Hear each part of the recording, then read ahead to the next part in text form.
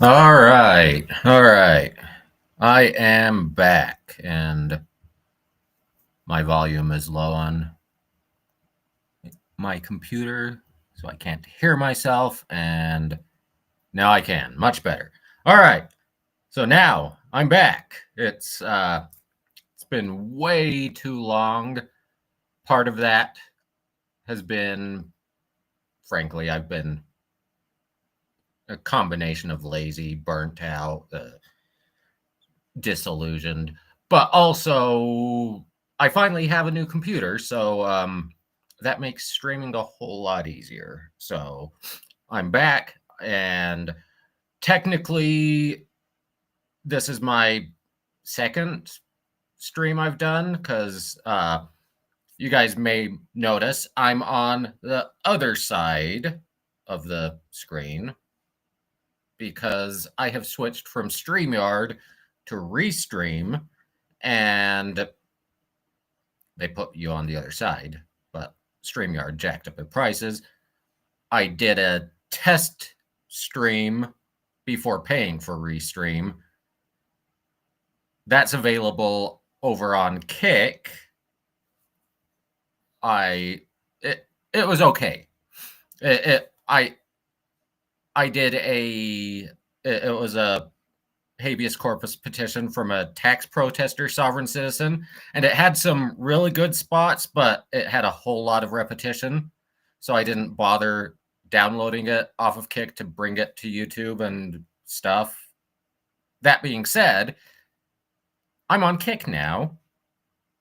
I'm also on YouTube, as you know, and I'm on Twitch. So if you have Kick or Twitch, or if you're watching on one of those and you have YouTube, please join me on all of those. And yeah, and extra motivation to go watch, follow me on Kick because you can go watch that test stream. But either way,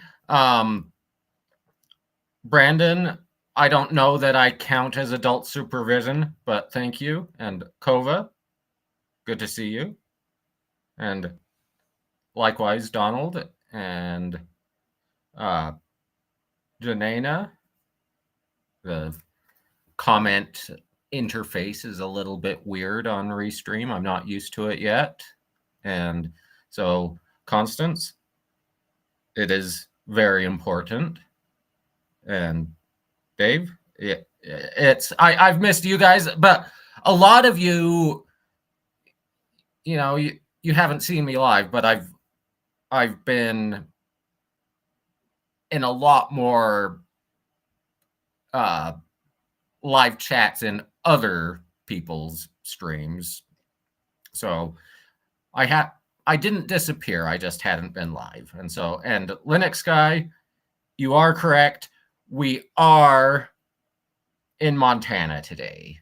And that I think this is going to be glorious, just painfully stupid, and all that. And yeah, so I mean, I think every town in Montana is a little town out in the middle of nowhere. I mean, I say that coming from Utah, where the Wasatch Front, Salt Lake City is smack dab in the middle of it. There's a thin strip of population going 40 miles north of me and 40 miles south of me, and then the entire rest of the state is empty. And literally, Salt Lake City is about 20 miles wide. That's the widest point. Just everything else is like 5 miles wide. So, Utah has 3.5 million people, 2.5 roughly are in that little tiny area. So, but Montana is even bigger and sparser. So, yeah. And yeah, let's see. The only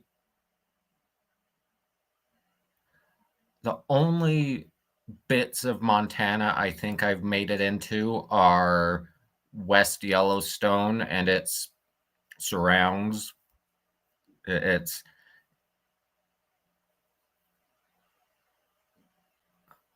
yeah, I think that's all I've done in Montana.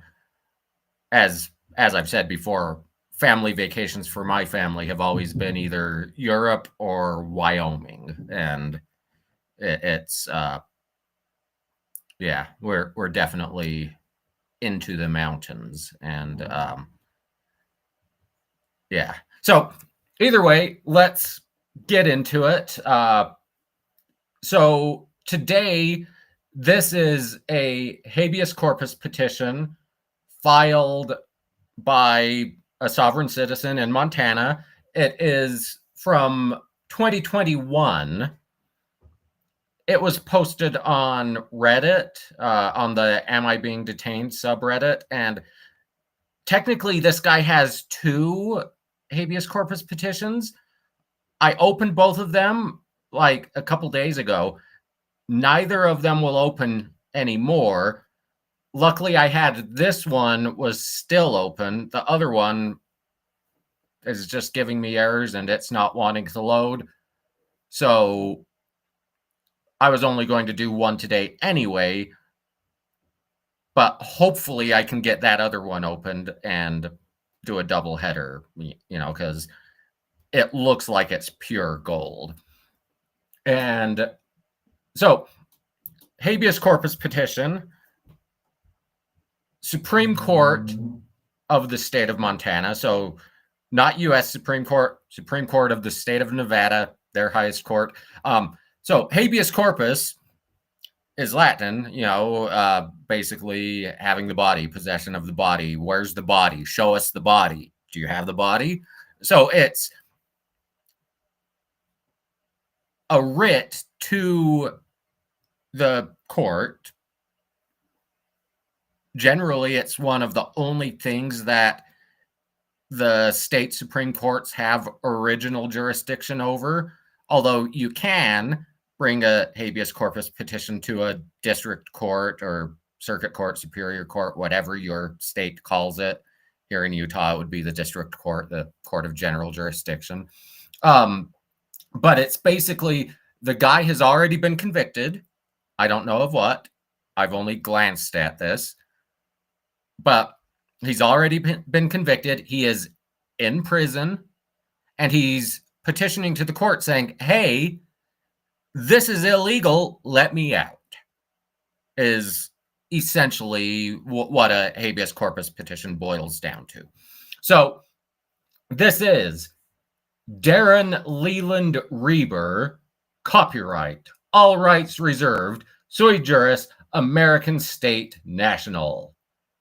In care of Rural Route 50, Crossroads Drive, Shelby, Montana, zip code exempt. And that's not doxing. That is the address of the penal institution where he is incarcerated. So, yeah. And for the record and public record, in the Supreme Court for the state of Montana. And Neil Morrison, good to see you as well. I hope Scotland is extra bonny for you tonight. And so Darren Leland Reber, petitioner, versus Peter Bloodworth, respondent. Petition for writ of habeas corpus to be treated as a certified / sworn affidavit in writing.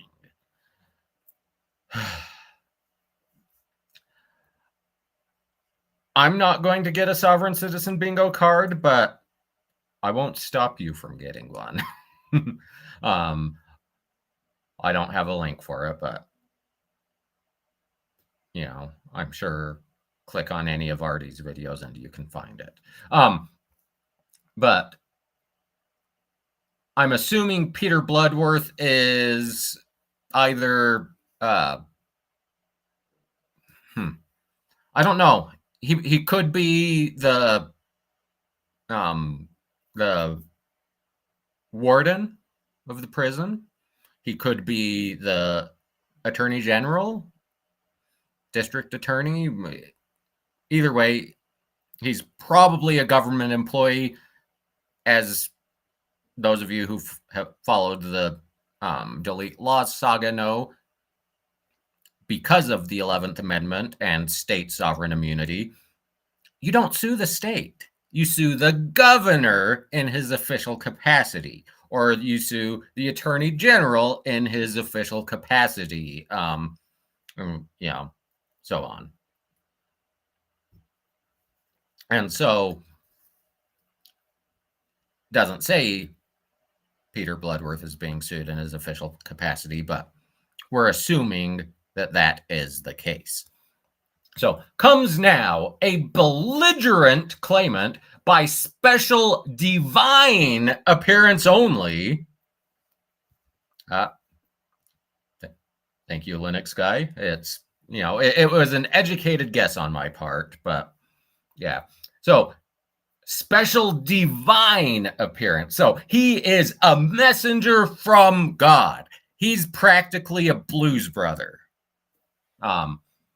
But Darren Leland, family of Reber, one of we the people, a non-corporate, natural-born, living, breathing being, juice solely on the soil, sui juris, non-personam, a non-representative / non-agent, the one true principal creditor and beneficiary of the Cestui Que Vie Trust, am hereby calling for a constitutional court and petitioning this court for a writ of habeus corpus to obtain review of the jurisdiction of the 4th District Court of Montana, as well as challenge the legality of my imprisonment.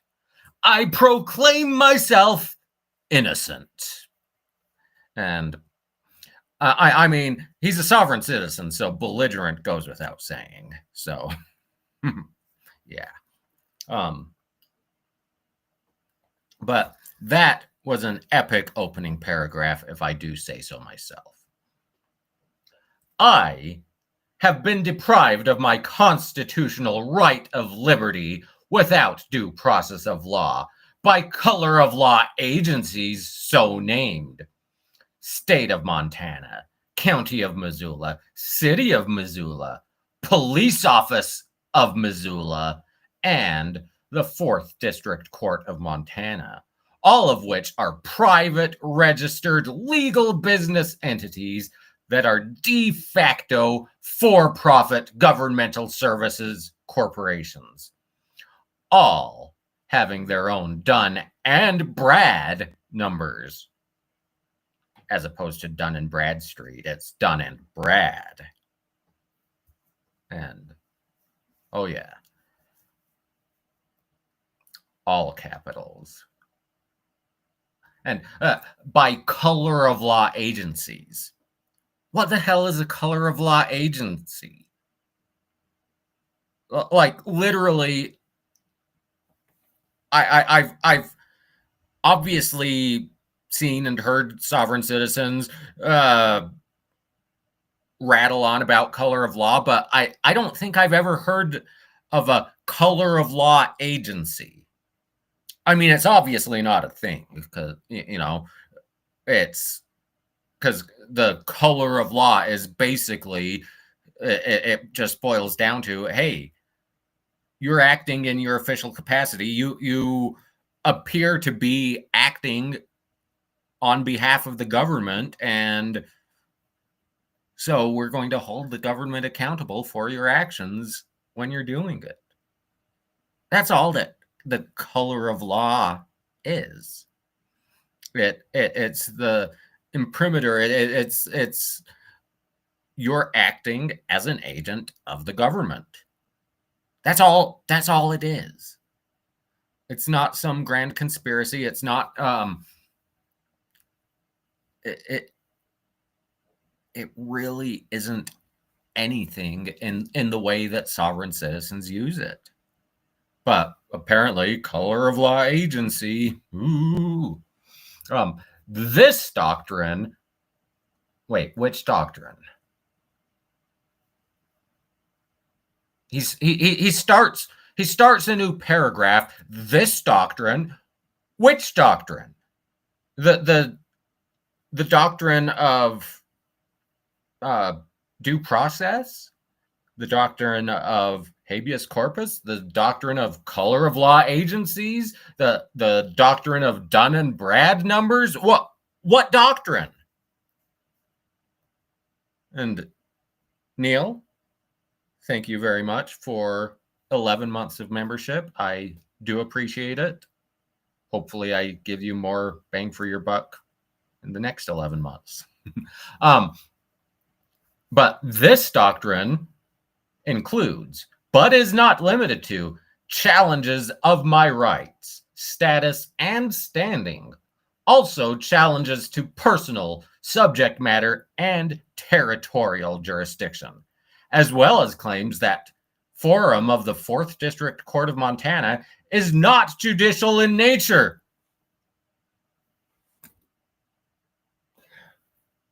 The court is not judicial in nature.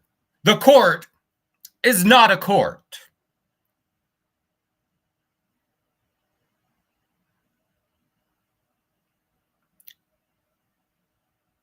The court is not a court, is what he's saying here. It's not judicial in nature, but merely administrative, and that the court proceeded improperly against me, a private individual, under the rebuttable presumption I am a corporate entity or an artificial person upon which the public statutes operate, apply, or affect. Plus, the many discoveries of fraud and other reasons I am illegally and unlawfully incarcerated.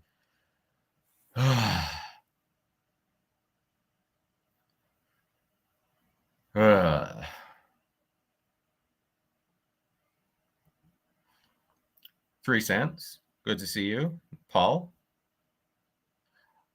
Neil says Scotland is gale force winds. I hope that Scousland is treating you well. But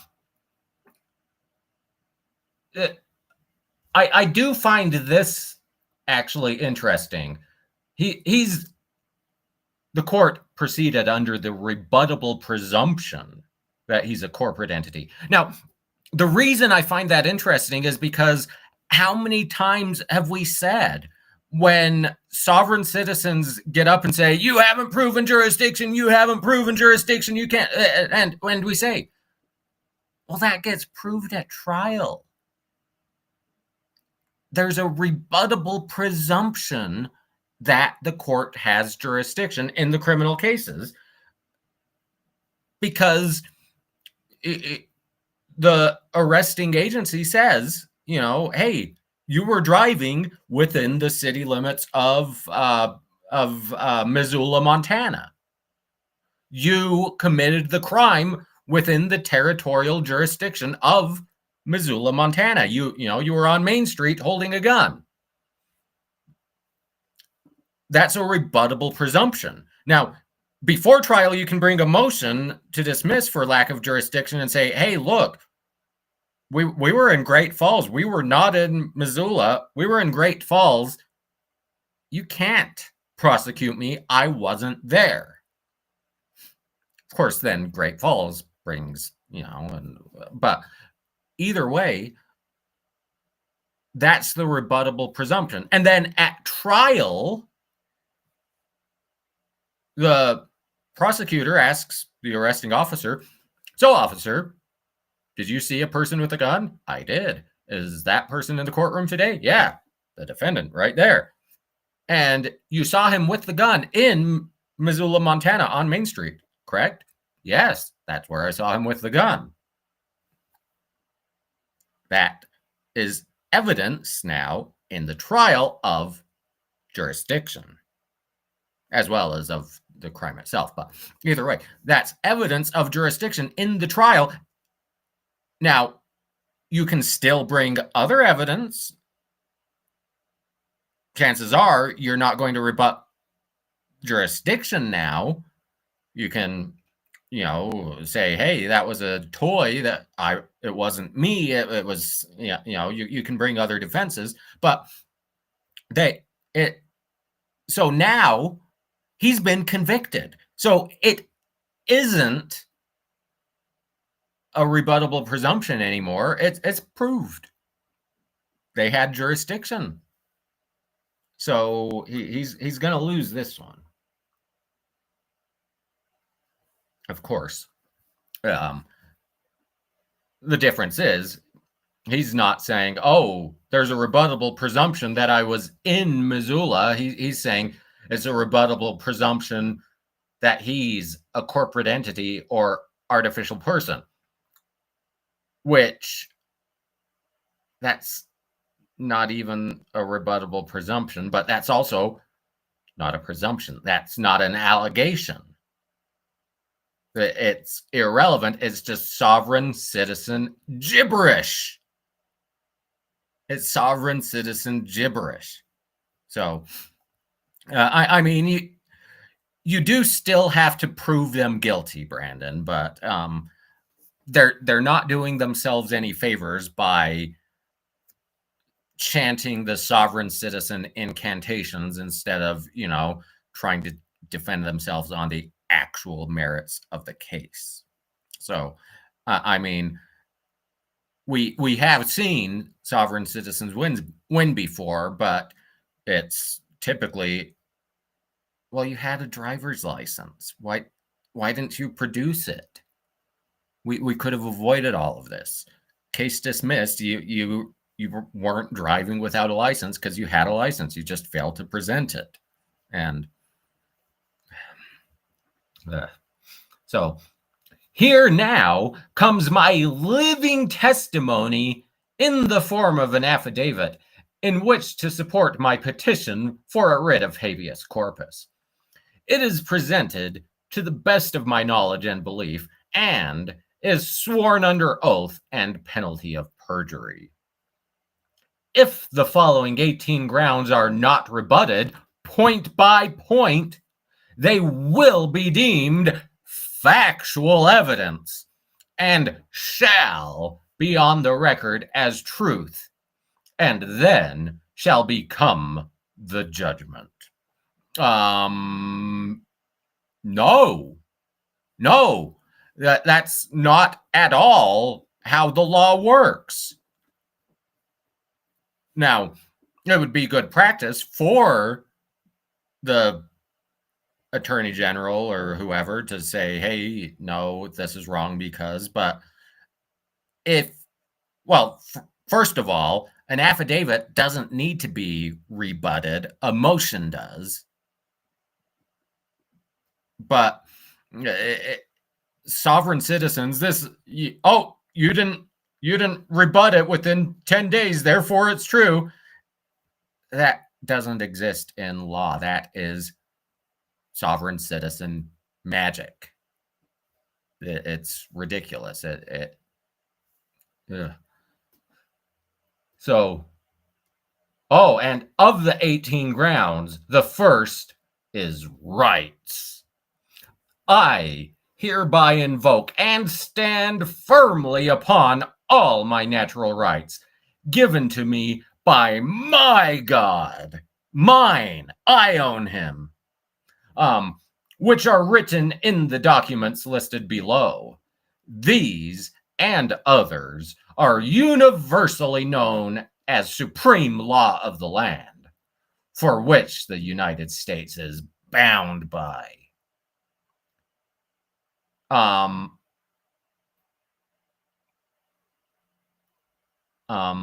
hate to break it to this guy, but the Constitution is the supreme law of the land.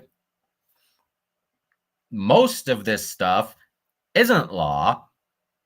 Frankly, it would be unconstitutional for it to be law, or it's defunct.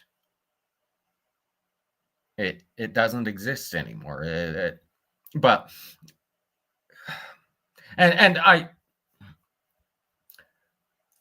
it does remind me, though.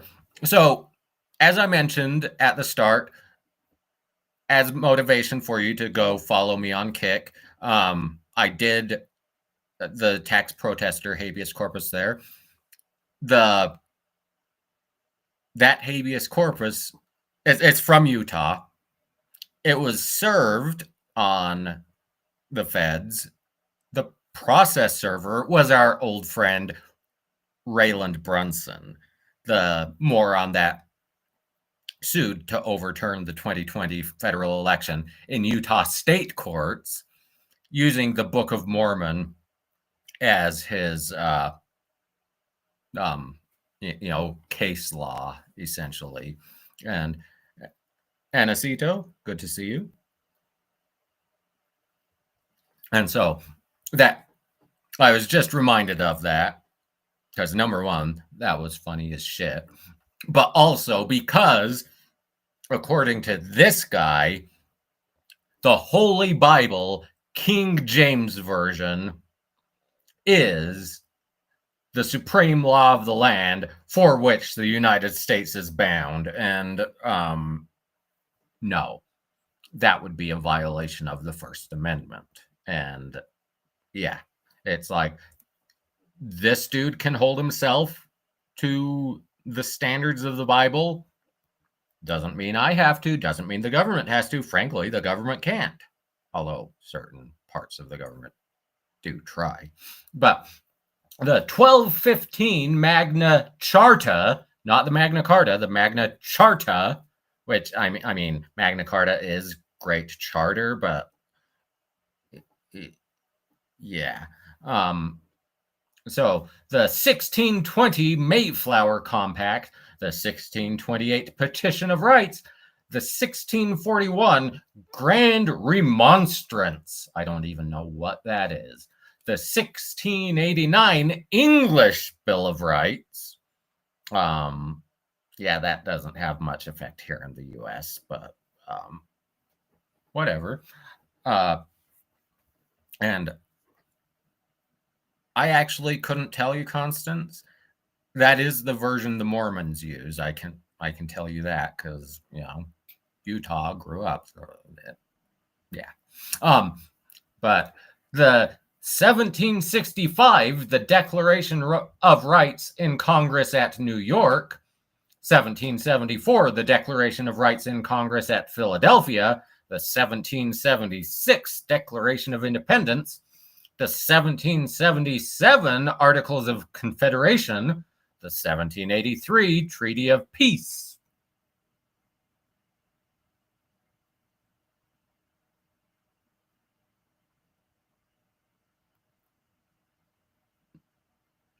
The 1783 Treaty of Peace. Is that the Treaty of Peace and Friendship? Although, or is it the Paris Treaty, the ending the Revolutionary War? I don't actually know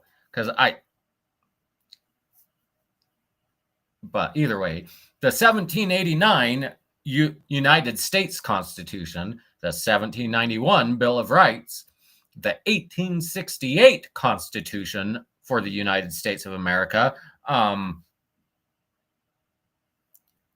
There wasn't a new constitution in 1868. There were just a couple amendments. But does that mean the other amendments don't count? Just the Bill of Rights, the main body of the Constitution, and the 1868 amendments, so like 13th, 14th, 15th amendments? I don't know that all of those were in 1868, but they were all right around there. And that is a good point. The Magna Carta gave rights to the barons. It was basically a contract between the barons and King John. Us peasants really didn't do much. But either way, I mean, it is a great document. Don't get me wrong. Very important. I have seen it. One of the copies, I should say, because, they did write several. But one of the originals is in the British Library, which is right next to King's Cross Station in London. And as Neil could tell you, although I don't actually know what part of Scotland you're in, but the East Coast line between London and Edinburgh leaves out of King's Cross Station. For Durham, I'd get off 2/3 of the way there. And so I'd spend a lot of time waiting at King's Cross, fly into Heathrow and make my way to King's Cross. So I'd wander into the British Library a couple times, and that it wasn't just the Magna Carta on display. They had handwritten Beatles lyrics on display. They had a lot of really neat stuff. So, moral of the story, I recommend it if you're in the area around King's Cross. It's literally right next door, and it's free. So, there is that. And so King James VI of Scotland, first of England, he was the one that unified the crown. And yeah, I'm being American, I'm not as fully versed on the English and Scottish history as I maybe should be, but King James was definitely an interesting person. And CJ5, good to see you. So either way, so the 1868 Constitution, the 1864, 1929, and 1949 Geneva Conventions. Treaties are the supreme law of the land. Of course, the Geneva Convention doesn't actually provide him the protections from the state of Montana. The Geneva Conventions are for enemy combatants in wartime. So they really don't give him anything. So, yeah.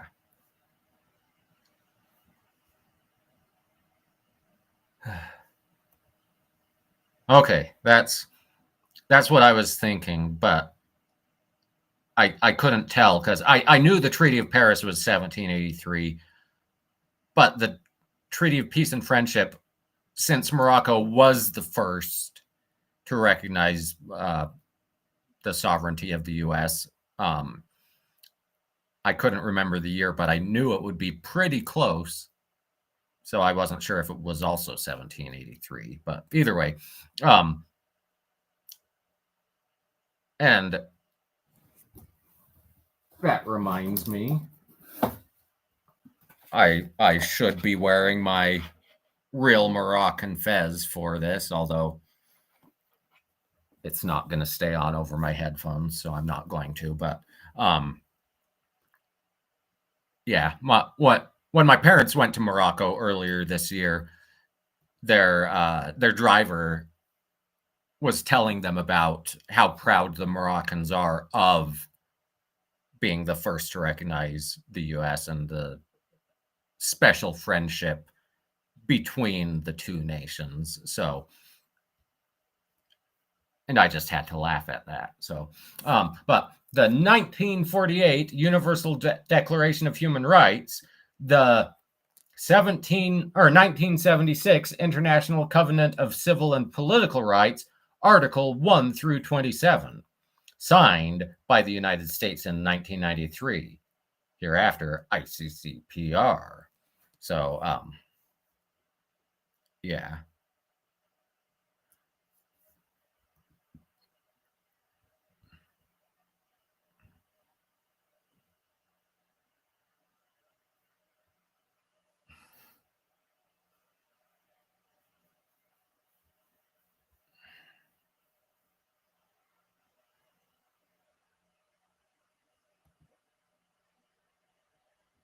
That's a good point, Paul.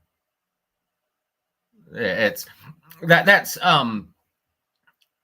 actually something I find very interesting, because to modern people, you say forest, and that means an area out in nature with trees, basically. But in Old English law, forest was it was the legal status of land. And so forest could be trees, so it could be woods, but it also could be moorland. It could be desert, not that the UK has desert. Forest literally could be any type of land, generally owned by either the crown or nobility, so the barons in that time. And so forest law literally referred to who had rights to the land and how you could use it. And it's actually a very interesting archaic law that, yeah. So, by the grace of God Almighty, and through the Supremacy Clause of the Constitution and the above listed treaties of supreme law, it is I alone who shall determine my status, standing, honor, and jurisdiction. Above all else, I, in and from the beginning, invoke my right of self-determination, given to me by the ICCPR, which is considered to be the foundational stone of all human rights. And by virtue of this right, I can freely determine my own political status as sui juris. I hereby and forever stand firmly upon these natural rights listed above, giving the free man of God, one of we the people, the state, national, limited diplomatic immunity as per the Geneva Convention, in that I have done no harm to another. I hereby invoke my right of redress of grievances. I hereby stand firmly as a belligerent claimant upon these rights as required.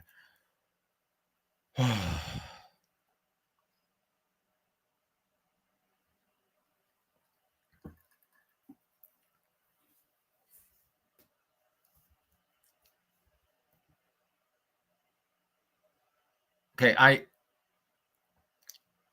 you've got to remind me, Constance, the Malleus Maleficarum.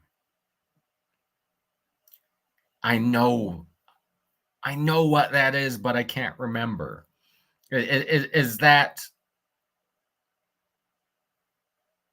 is that the Book of Witchcraft? Is it oh, I can't remember. I can't remember. But I'm wondering though. So this is the second time he said he's a belligerent claimant. And I'm wondering if the reason he's saying that is because of the Geneva Convention for enemy combatants, belligerents. So I'm wondering if he took belligerent from the Geneva Convention and said, yep, that's good enough for me. I'm a belligerent, therefore the Geneva Convention protects me. So, okay. That's, I guess, Malleus, that would make sense. Malleus, mallet, hammer. So, but yeah, I had definitely heard of it. I just couldn't remember. So the Supreme Court said the rights of life and personal liberty are the natural rights of men. To secure these rights, governments are instituted among men. U.S. versus Cruikshank.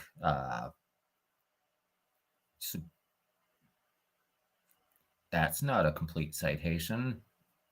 It's the Supreme Court, but don't know what year. Yeah.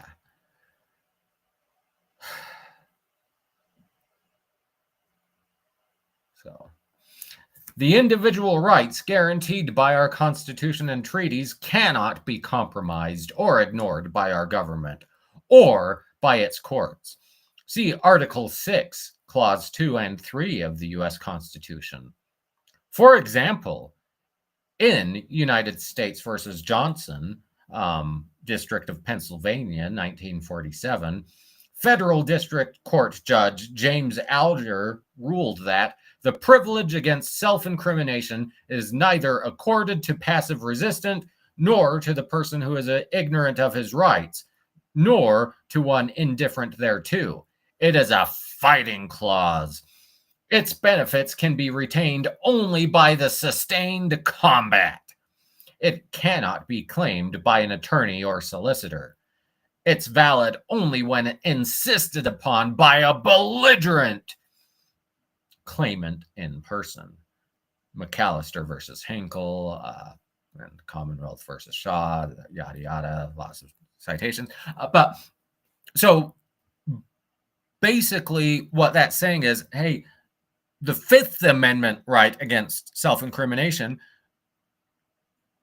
you've got to say, hey, I'm pleading the Fifth. Your lawyer can't plead the Fifth for you. That's what that's saying. It's you claim that right. And it's not relevant here. Well, it's probably not relevant here, I should say, because I have no idea what he was convicted for. None whatsoever. So I don't know if he waived the Fifth Amendment at some point before his conviction and is regretting it now. But it's probably not relevant here because, yeah. Either way. The one who is persuaded by honeyed words or moral suasion to testify or produce documents rather than make a last-ditch stand simply loses the protection. He must refuse to answer or produce and test the matter in contempt proceedings or by habeus corpus. And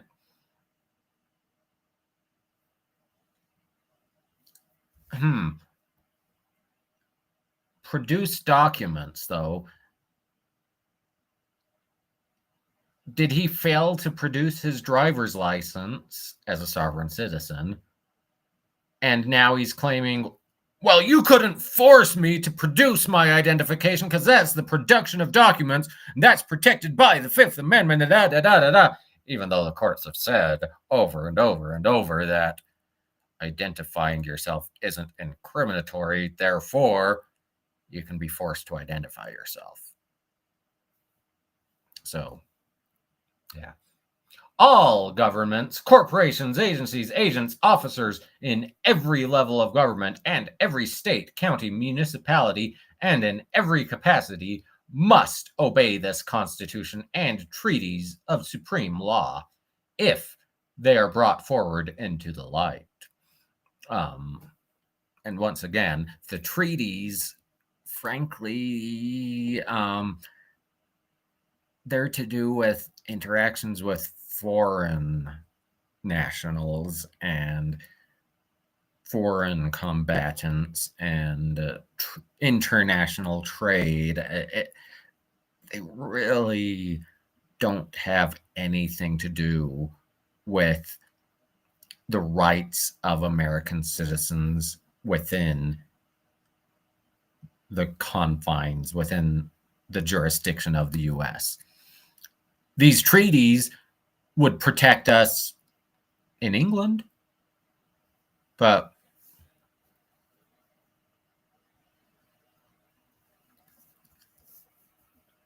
yeah,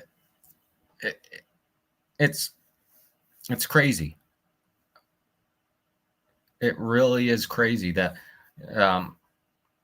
they put so much power behind the driver's license, and it's like, yeah, it's how they identify you.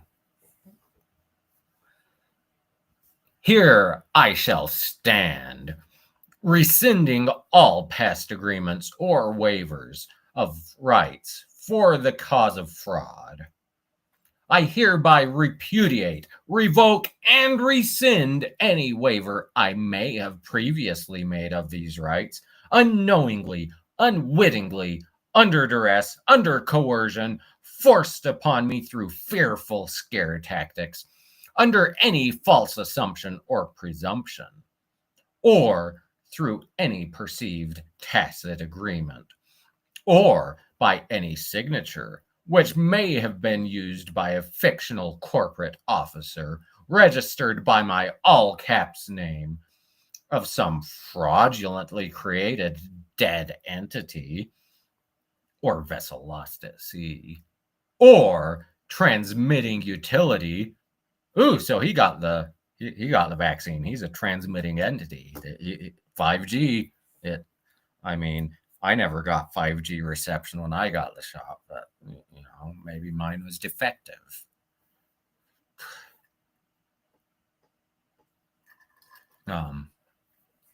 Created by government and recorded as human resources and used as human capital by an investment bond or note created in dog Latin glossa name. What the actual fuck is he talking about? And used as human capital by an investment bond or note created in dog Latin glossa name.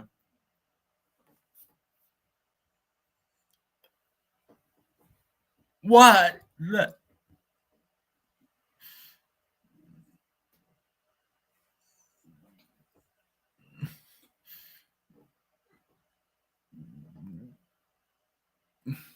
I don't have words.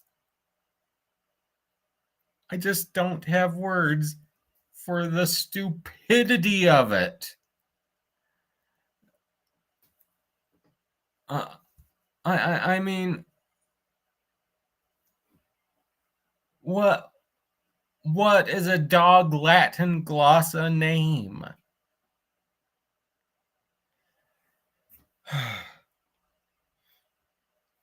And I need to speed this up because we're on page 2 of 13. So the dog Latin glossa name through fraud and personage of a bonded and insured birth registration that is sold on the market under a QSIP number through U.S. Treasury bonds bundled in an LEI and regulated by the SEC. See gmeiutility.org or fidelity.com. See also Department of Fiscal Services. And every single bit of that was nonsense.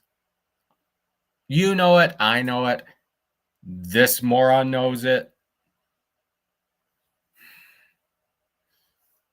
But next, well, we're on to USC Title 18, Section 242, Deprivation of Rights under Color of Law. The Supreme Court has warned, because of what appear to be lawful commands on the surface, many citizens, because of their respect for what appears to be law, are cunningly deceived or cunningly coerced into waiving their rights due to ignorance. U.S. versus Minker, Supreme Court, who knows the year, because this guy doesn't cite cases properly.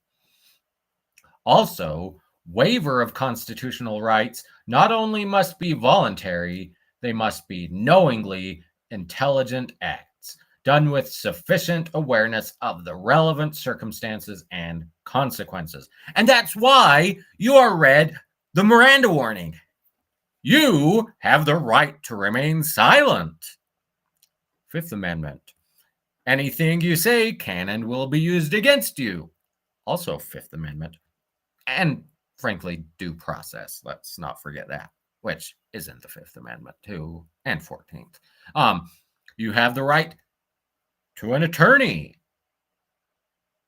Sixth Amendment.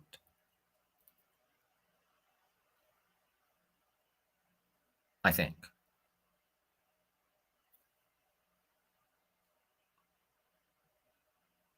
I am an attorney, but I forget what's in the sixth, what's in the seventh. It all bleeds together to me, but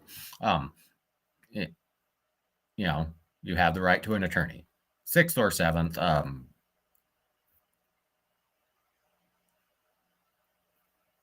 So those waivable rights are in Miranda. So it is a knowingly intelligent act because they tell you, hey, these are your rights. When you go in front of the court, you have the right to an attorney. Would you like me to appoint one? No. In that case, you have the right to represent yourself, but those rights are mutually exclusive. So do you waive your right to an attorney so that you can exercise your right to represent yourself? No, I don't waive any rights. I want both, even though they're mutually exclusive and I can't exercise both at the same time. But he seems to think, though, I'm assuming, that, well, I didn't knowingly, voluntarily waive my right to choose jurisdiction, which is all well and good because that's not a right, at least not in criminal law. In civil law, in civil suits, it can be. As we've discussed previously, in a contract, you can actually have a choice of law provision. You can say, hey, any disputes under this contract shall be settled in this court specifically. And they can be very specific. Like I've mentioned before, frankly, this wouldn't really be enforceable, but at the criminal defense firm I used to work for on the website. He said, by hiring us, you agree any disputes shall be heard in the 3rd District Court. 3rd District is Salt Lake County, Summit County, and Tooele County here in Utah. But specifically, the West Jordan Division. So here in Salt Lake County, there's the West Jordan Court and there's the Salt Lake City Court. Those are the 2 district court options in Salt Lake County. So he could have said, though, you know, I really like the laws of the state of Texas. Therefore, the choice of law provision is Texas state law to be heard in the Court of General Jurisdiction in Amarillo, Texas. Now, for him, that probably wouldn't have benefited him because, well, frankly, any disputes probably are going to be under Utah law anyway, since lawyers are a regulated entity, regulated by the state where they're licensed. But you know, and both parties would be in Utah. But, you know, lots of corporations, we've seen it with Google when Delete Laws sued YouTube and Google. It's, hey, if you want to sue us, it's in Sunnyvale, California, nowhere else. That's the one and only place we consent to be sued by people who have agreed to our terms of service. And, you know, just there can also be arbitration clauses. Hey, through this contract or by agreeing to the terms and services, by using YouTube, you agree you can't even sue us. You have to arbitrate against us. And we get to choose the arbitrator. So, but in criminal law, there are no choice of law provisions. There are no jurisdiction provisions. It's where did you do it? So,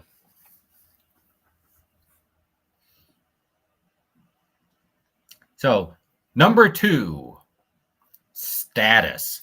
I am a man of God, a living soul, natural born, of flesh and blood, of sound mind, intelligent. Dispute. Press X to doubt. Intelligent and competent nature. Sui juris, the creator, the one true beneficiary and holder of due course of the Cestui Que Vie trust. I am an honorary member and proud descendant of we the people, as creator and arbitrator of government. I am not a corporate or artificial entity created by government, such as a person, citizen, or resident, nor am I a government employee. You're a ward of the government. I am not a federal citizen. I am a state national and claim my nationality as such. Montana is a member state, a member nation, state of the Union. I am alive upon the land. I am not a U.S. citizen, but am a state national, as described USC 8, Section 1101A21, with limited diplomatic immunity as one who created government as per the Geneva Convention. The defendant, as charged in cases, criminal case, boy, he's been a naughty boy cases in 2014, 2016, and 2017. In all those cases, in the 4th District Court of Montana is described as a dead entity. The defendant as charged in those cases is described as a dead entity. Where did the state of Nevada describe a dead entity?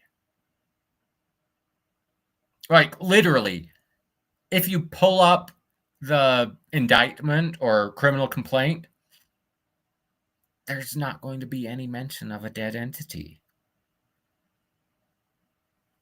In the judgment, there's not going to be any mention of a dead entity. I mean, his all caps name, but that's not word magic. It doesn't signify a dead entity. It just makes it easy to see the name.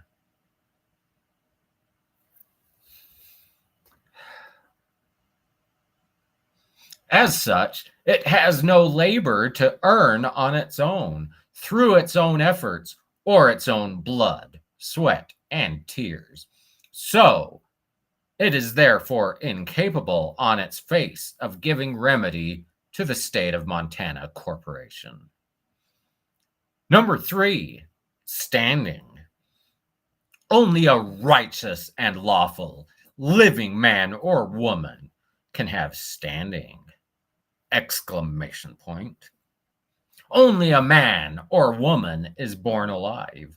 No legal person, entity created under the dog Latin all caps name, a vessel, a transmitting utility, a corporation, such as the state of Montana, can stand, as all are dead. They have no standing. They cannot speak. They cannot be the creditor. They cannot be the holder in due course. I mean, the dead entity can't be a creditor? Woohoo! Wells Fargo no longer gets paid mortgages because they can't be a creditor.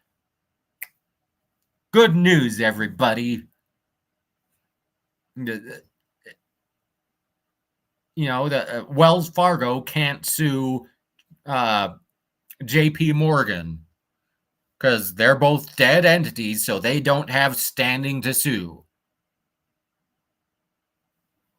But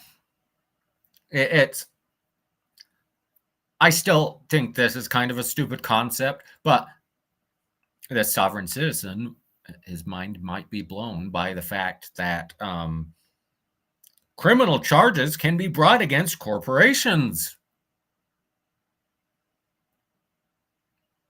Which I still think is stupid, because how do you incarcerate a corporation? I mean, you can sue them up the, fine them up the wazoo, but you can't imprison them. You can unincorporate them, disincorporate. You can jail their CEO. Guess you can do various other things to their CEO now, but that wasn't done by the state.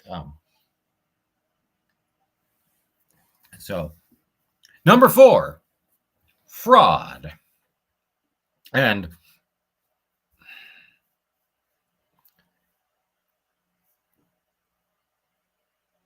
it's been a bit since I've seen any messages in chat. Could be you guys are quiet and listening, but can you give me a sign that chat is working? Just as I've said, I'm still getting used to the new software, so want to make sure it's working. So I would appreciate Number 4, fraud. The thing about fraud is this. At some point in time, it must be recognized, learned, and vitiated. Only then is justice obtained. Only then is liberty achieved. For fraud vitiates all contracts.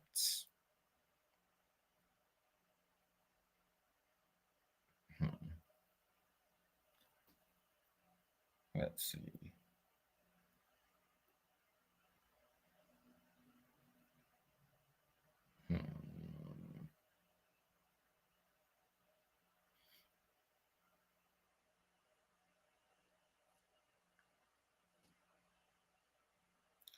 Okay, and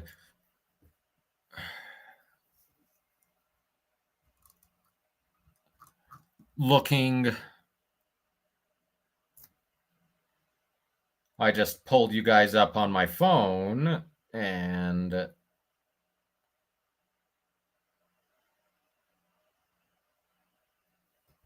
I see chat is going on my phone. It's for some reason,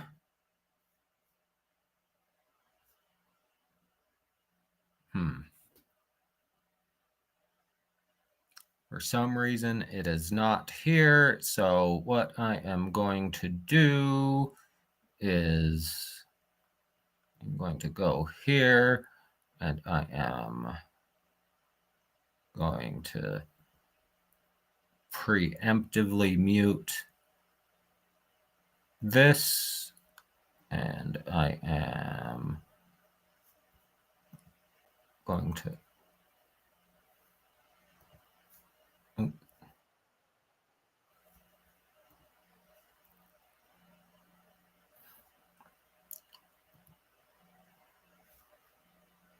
okay, and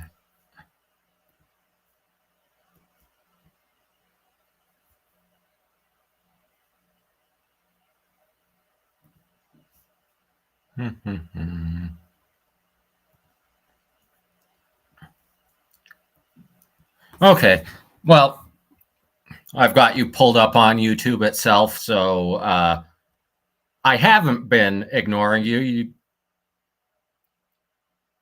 You just haven't been showing up on the screen I've had, and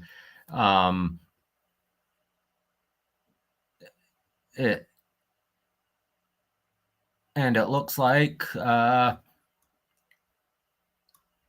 we have a sovereign citizen in here. Big John is talking nonsense and just being a very silly boy. But either way, fraud vitiates everything. Boyce versus Grundy. Fraud vitiates the most solemn contracts, documents, and even judgments. U.S. versus Throckmorton. Let me explain the claim above, so you may rule any and all contracts pertaining to this matter, and any previous matters of the 4th District Court of Montana pertaining to this man void ab initio. Unfortunately for him, there isn't a contract here. There isn't a contract, and you don't have to contract into having to follow criminal law. You just have to follow criminal law if you're there. Your presence within the jurisdiction is what obligates you, not your consent. So, and Big John says everything he's stated is backed by facts of law and constitution. Dumb. Yeah, I've only scanned what you've said, but you're wrong. The birth certificate is not a surety bond. The Social Security isn't a bank account. It's, I mean,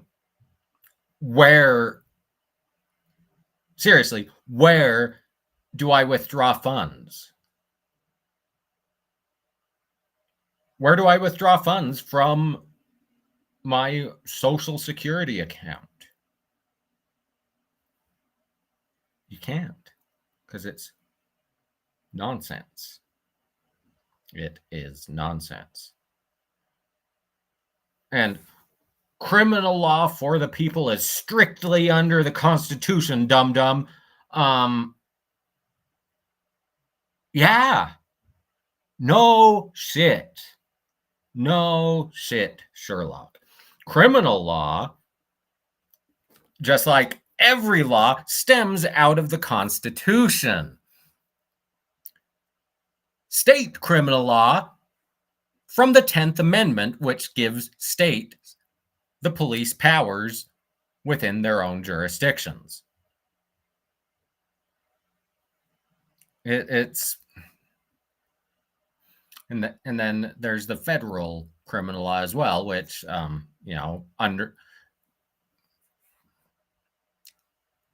now you have to have a constitutional jurisdictional hook for federal criminal law. That's why federal criminal law is relatively limited. And go back and see my video talking about constitutional jurisdiction, because sovereign citizens, there's only 2 jurisdictions. Is this common law or admiralty maritime? And I've gone over it in the Constitution, because Article 3, Section 2 of the Constitution,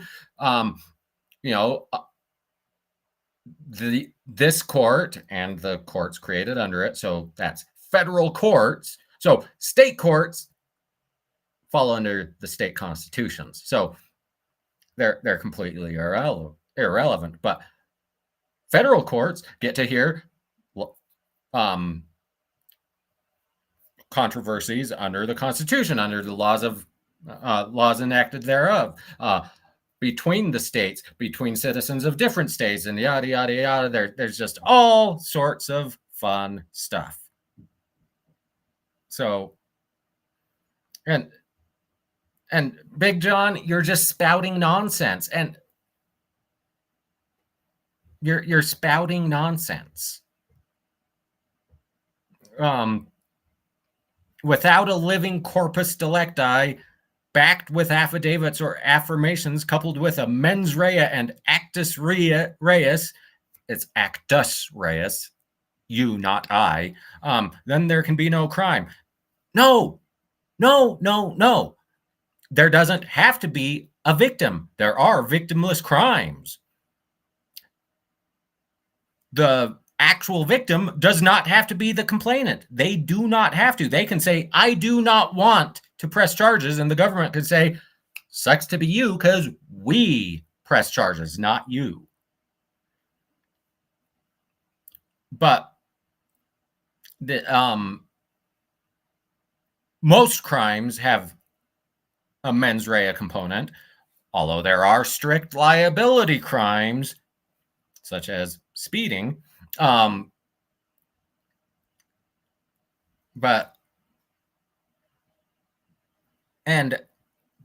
corporate bar. What's the corporate bar? What's the corporate bar? The bar is government. It's not corporate. We're regulated by the Supreme Court. There's no bar corporation. You're just spouting nonsense. You are spouting nonsense, and because of that, I'm just going to ignore you, because I'm not going to derail this any longer, because we still have 10 pages to get through, and we'll be here for a month if I respond to your drivel. So, the living story of the fraud of the Cestui Que Vie Trust or Cestui Que Vie Act of 1666.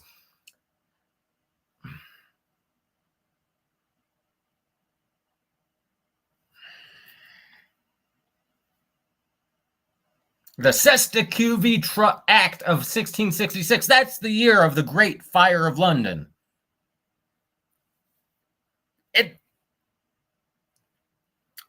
We are in the United States. British acts don't matter. They do not matter. And the Bar Association is not a corporation. The American Bar Association might be, but that isn't a regulatory agency. That's just a professional association. It's not mandatory. It's not mandatory. I'm a member of the American Bar Association, but that's so I can get cheap CLE credits. You just have to be a member of the bar, which is regulated by the state Supreme Court.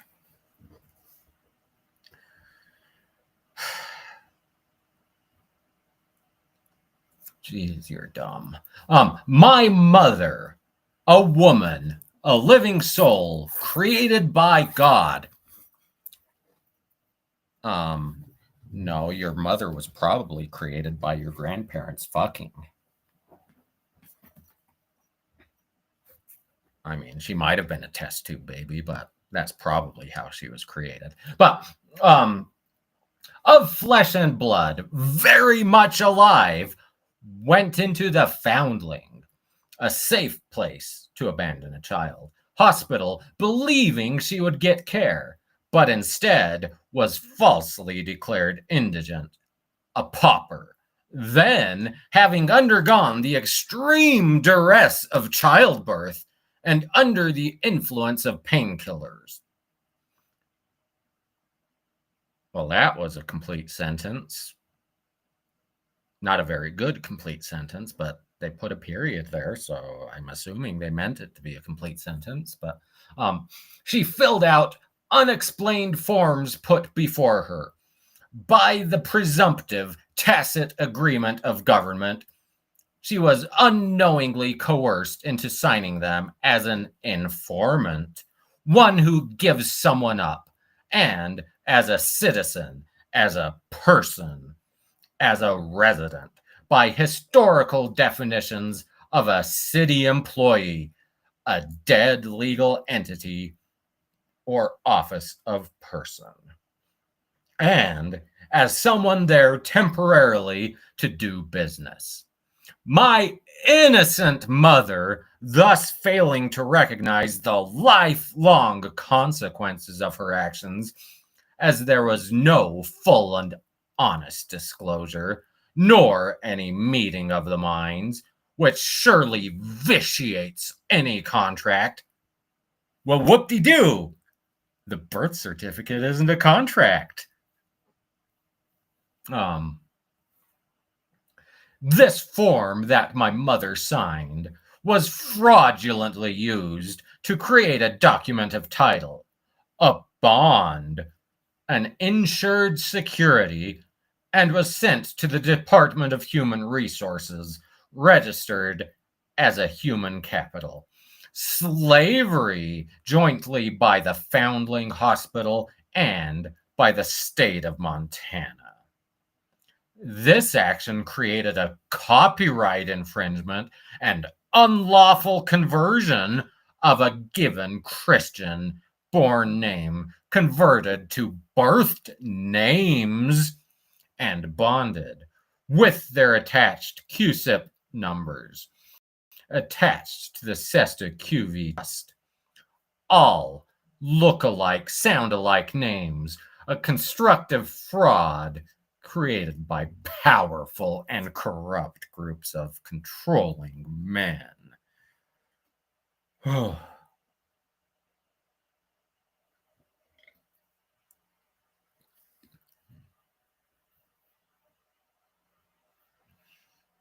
Those were certainly all words.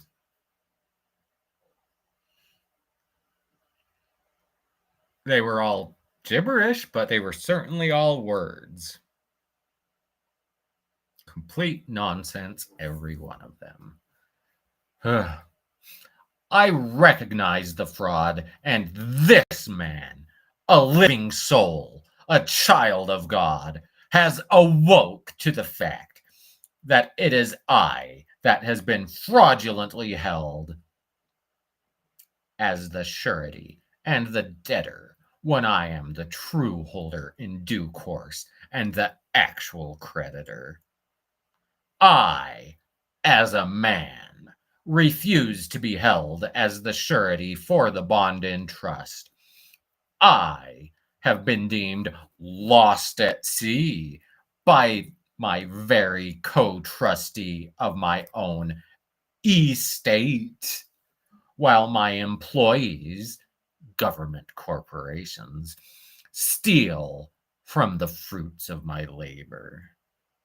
Then, through this fraud, try to make I, the man, the living soul, a signatory officer, into a person, a fraudulently created dead dog Latin entity, an unknowing party to the bankrupt corporation, the United States and state of Montana subsidiary.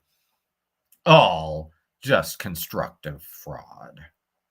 Nor can the fictional entity, the state of Montana, bring its jurisdiction against me, a living man, but only against the person, which I refute as fraud, because it is a creation of the state.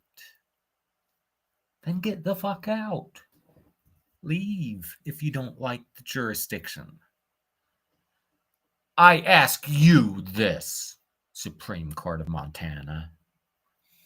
Is the man and living soul an executor to, a beneficiary of, or in any way is he the one who enjoys any financial benefit to this Cestui Que Vie trust estate? No. The answer to your question is no. No, no, no, no, no, no. No. No. No. That's a good question, Kevin Campbell. Did Big John learn this in the big house? Or did he learn this from out of desperation? Did you lose your driver's license? Did you lose your kids? Or are you just stupid? But there is no secondary market for birth certificates. It's not a security. It's not traded. It's just to signify who you are. Your self-education is, frankly, I won't even say it's worthless. It's a detriment. It's a negative. It's, I learned myself. Literally, you've been to law libraries. Congratulations. You've played connect the dots with sections that don't relate to each other. Go to law school. You're not going to get in, but go to law school. It's not up for debate because it is baloney. It's a sorority bond. Sorority bond. It's not up for debate because, see, the thing about debates is you can't debate facts. You can debate opinions. You can debate the application of facts. You can't debate facts. You can't debate facts. And the fact is, you are wrong. So there is no debate. being a lawyer is not treason. It is not waging war against the United States or giving aid or comfort to her enemies.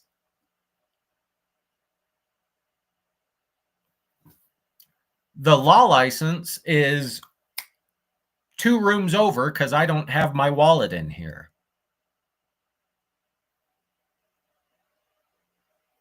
It's, and frankly, I don't have the certificate, the framed. It's in an envelope in my bedroom.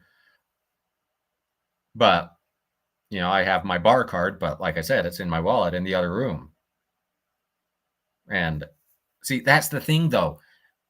You can read for yourself, but if you don't comprehend, if you don't understand what you're reading, if you try to connect the dots between criminal law and commercial law,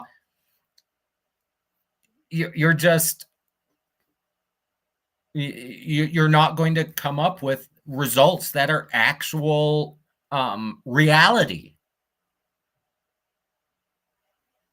You're trying to shove everything into this canister, making everything commercial, but that's just not reality. That's not how anything works. It's not how anything works. And subverting the Constitution for your commercial instruments is treason. But it's not.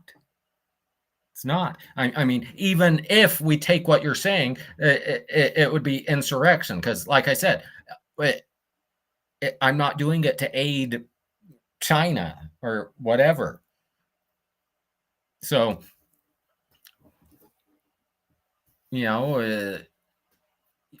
I mean, you don't have to believe anything I say, but you're just going to make your life a whole lot harder. You're going to end up in jail at some point. You're going to end up in prison. So, good luck with that. It's treason because I say it's treason. Moving on.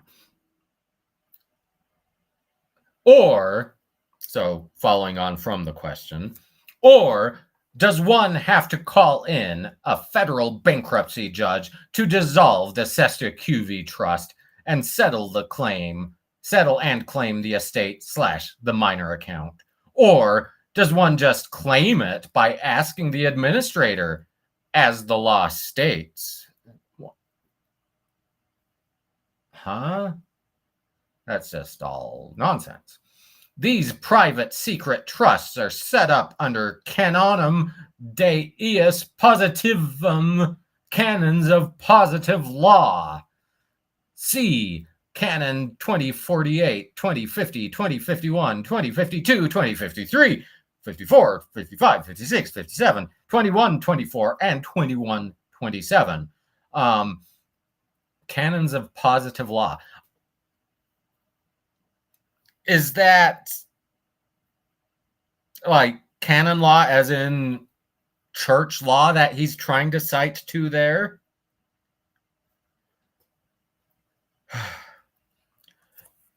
Black's Law Dictionary isn't the law. Show me the government that enacted Black's Law Dictionary as the law. It's a fucking dictionary. It doesn't override the law. The first place you look for definitions is in the law itself, because most sections of law are going to have definitions as the first part. So, like copyright law, I can't remember the title, but I know it's chapter 4001 is definitions for copyright law. The thing is, those definitions only pertain to copyright law. You can't take those definitions and say, well, this word is also used in the Utah State driving, the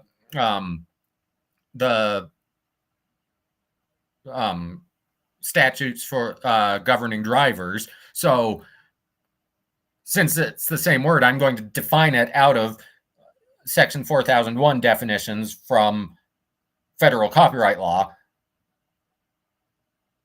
You look at the definitions section in the Utah section of the statutes governing drivers.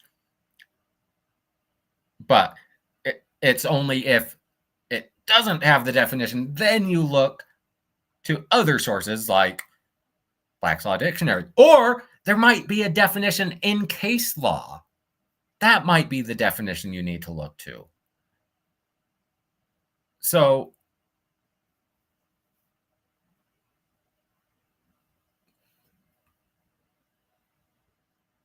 but sovereign citizens do, John. Sovereign citizens do try to hold out that Black's Law Dictionary is law. And the Constitution is law, but so are statutes. So is case law. It's not everything is commercial. Commercial law is really a little tiny slice.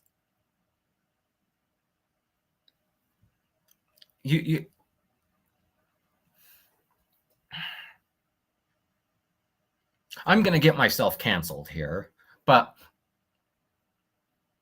I've come to the conclusion that one of the problems with society these days is not enough people are told that they're retarded. And so I'm toying with the idea of selling helmets branded as retard helmets, so that when someone is being just completely ridiculous, you say, John, go to the corner and put on your retard helmet. I think Big John is a good candidate to receive the first helmet. And slander is not commercial. It is a tort. See, torts are not commercial. Now, well, I mean, there are certain commercial torts, such as intentional interference with contractual expectation, or, so there are certain commercial torts, but torts in and of themselves are not. John is just dumb. Or at least being intentionally dumb. So, on to number 5.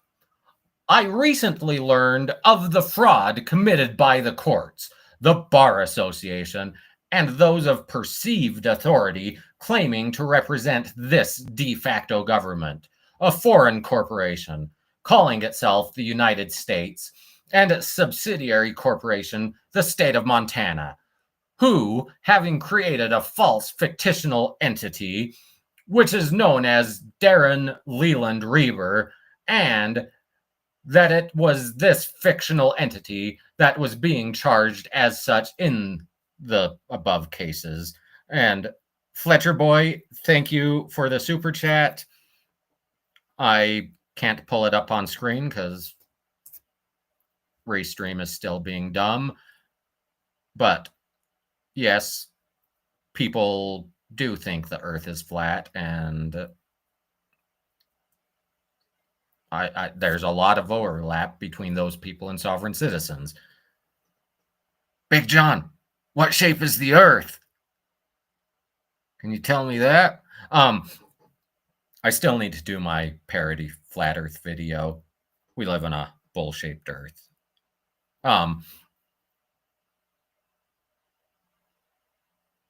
So,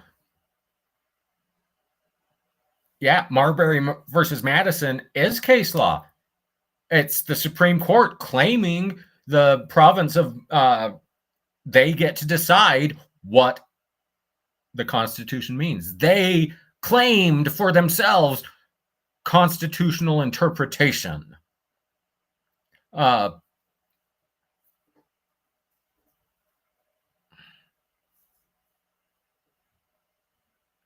Epiphanies, hello. And Kevin, I don't think I said hello when you came in either, because you came in while I didn't have chat up. So hello. And anyone else I missed. So as I understand this process, the county attorney leveled a criminal charge with the clerk against the trust using the all caps name that is found on the birth certificate. The use of capital letters is dictated by the U.S. Printing Style Manual, in which to explain how to identify a corporation. Ooh. Every case you cited is standing in Shepard citations.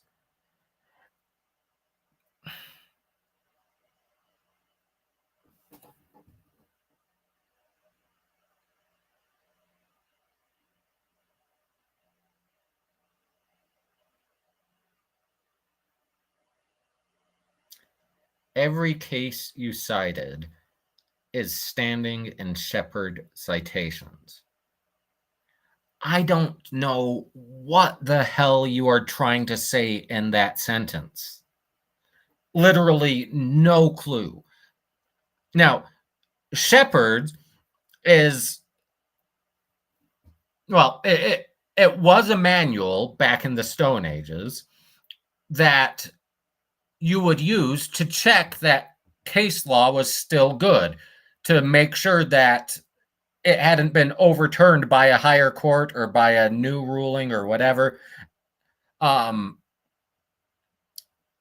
Shepard was bought out by Westlaw, and I have never seen a Shepard's book, because what you do is you get on Westlaw and you pull up a case and it has a green flag, a yellow flag, or a red flag. And green flag says, hey, this is good law.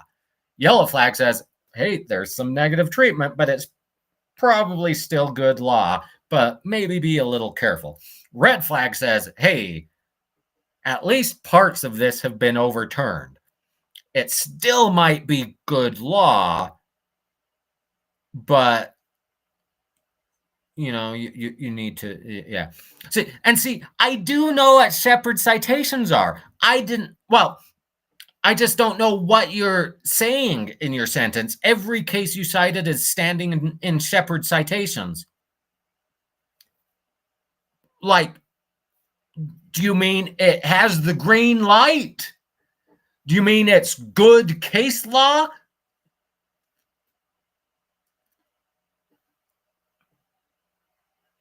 See, I know what Shepardizing is. I just don't know what you are saying, because you are trying to use word magic like sovereign citizens do, and it just doesn't work.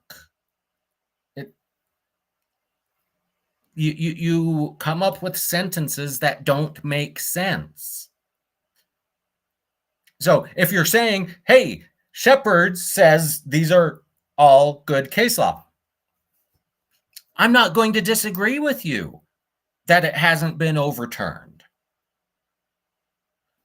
What I am going to say, though, is, well,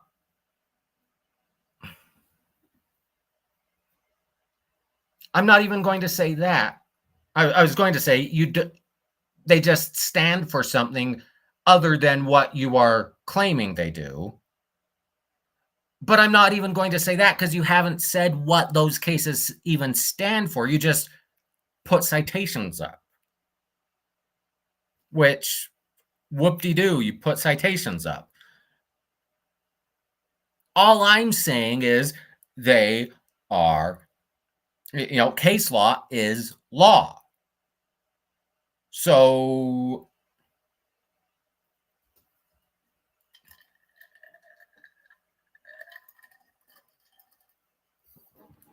you can see through my manipulative tactics. Who am I manipulating? I'm just not agreeing with you because you are wrong. As I said earlier, that there is no debate because you can't debate facts. You can't debate facts. Maybe I missed where you said what Marbury versus Madison stated.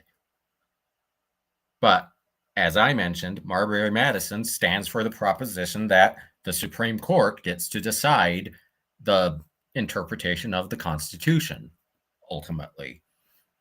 And frankly, they didn't really have constitutional authority to do so. They just said, we are claiming this ability. And it's stood as that case law since like 1780 or no, 1790 something, whatever. The thing is, you have to read and comprehend. This isn't It's Always Sunny in Philadelphia where Charlie has everything on the board stringing lines together. As I said, that's not how the law works. You don't get to say, well, there's this part in commercial law, there's this part in criminal law, let's mush it all together and say, bing, bang, boom, done. That's not how it works. That's not how it works. Not how it works. Agents are not greater than their principals. Maybe look into agency law. Have you heard of apparent authority? Agents can bind the principal to a contract, even one that they didn't have actual authority to bind them to, if there's apparent authority and the other side would reasonably expect them to have the authority and they showed themselves to have the authority. The Constitution is clear. Yes, the Constitution is the supreme law of the land. But it's not the only law. That's what I said, like, way back. It's not the only law. There are laws enacted under the Constitution. There's a reason the Constitution has mechanisms for passing laws. You say, oh, I've studied. Maybe start with Schoolhouse Rock. I'm just a bill on Capitol Hill.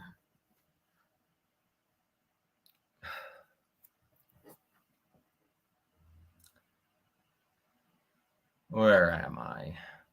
For the attorneys for the state of Montana and the court to fully capitalize each name and aim to direct the pleadings to the fictional nom de guerre personate, false person name is a breach of the Title 18 U.S. Code, Section 1342. The use of fiction names against living souls is a breach of Title 18 U.S. Code, Section 1341. To cause a fraud and swindle. For the defendants, by showing their true identity in upper and lower case lettering with punctuation, the court is in breach of Federal Rule of Civil Procedure Rule 10A, using the proper name of the party, and a breach of the Federal Rule of Civil Procedure Rule 17. Only the party of concern can be sued in the Admiralty. Luckily, criminal law isn't admiralty law.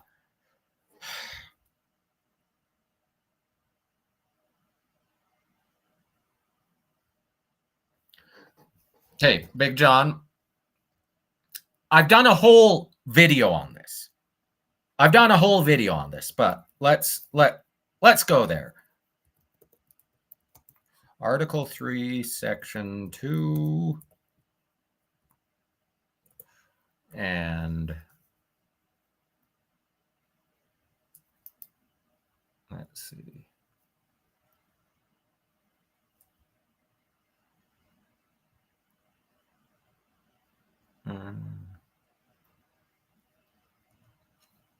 Okay, go here.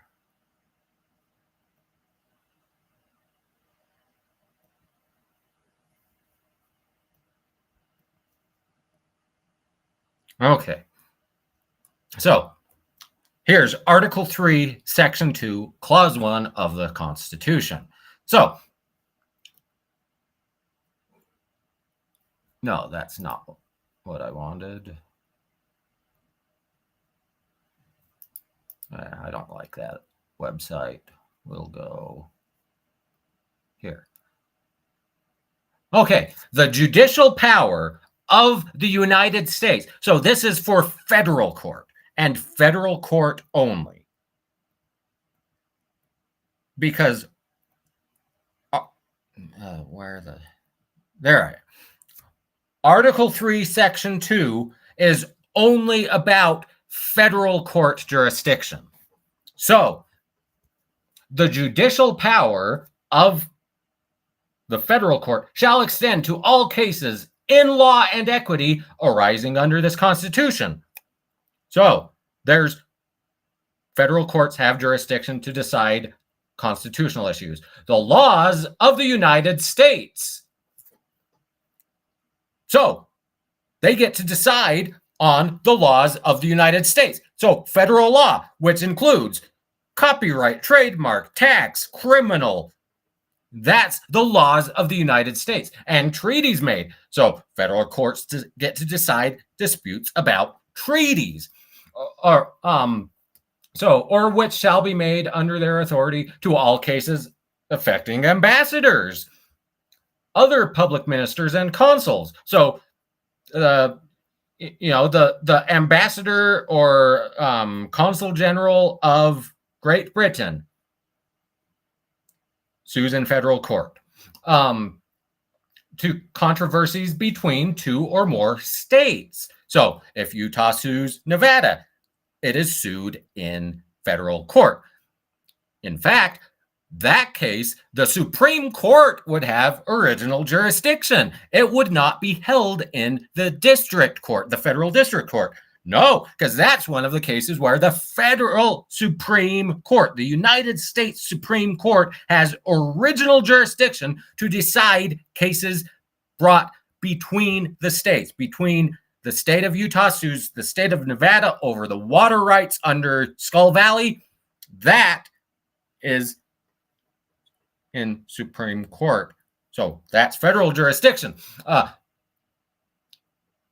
between a state and citizens of another state, between citizens of different states. That is diversity jurisdiction between citizens of different states, between citizens of the states, same state claiming lands under grants of different states, and between a state or citizens thereof and foreign states, citizens or subjects.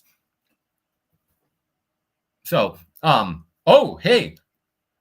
the trial of all crimes, except in cases of impeachment, shall be by jury, and such trial shall be held in the state where said crimes have been committed.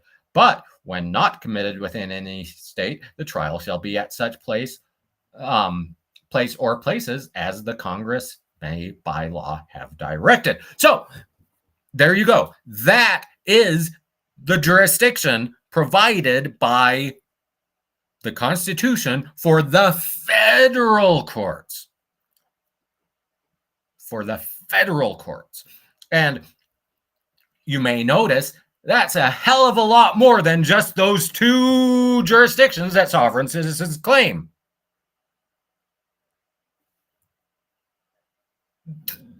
They're not legislative tribunals. They're an entirely different branch of government, you fool. They are, once again, go back to Schoolhouse Rock. There are 3 branches of government: executive, legislative, and judicial. The courts are the judicial branch. They have absolutely nothing to do with the legislative branch. Nothing. You are so completely wrong, but you are delusional, so you don't see it. I mean,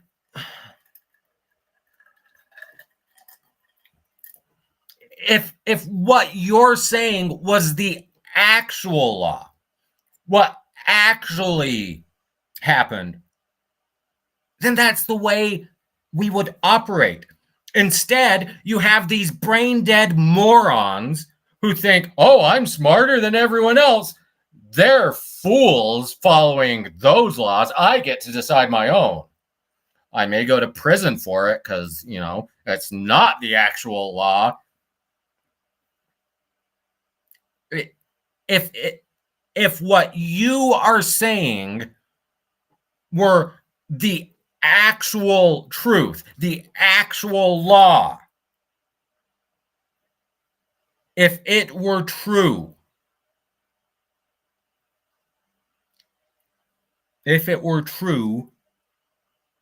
then everyone would be living under it except for conspiracy theorist idiots. I mean, but Article 1 courts are nothing but legislative tribunals, bud. Article 3. Look, Article 3, Section 2. We're not on Article 1. Now, there are Article 1 courts. Those are tax court and bankruptcy court and the Court of Federal Claims and military courts. So,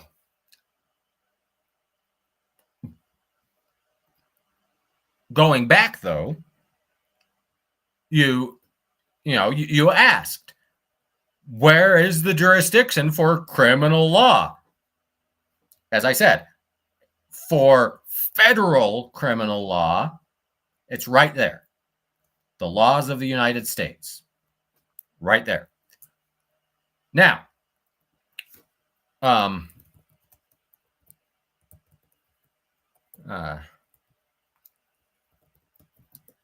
okay. I'll show you for Utah. I will show you for Utah because I am in Utah. Common pleas, municipal and district are not federal. Those aren't federal.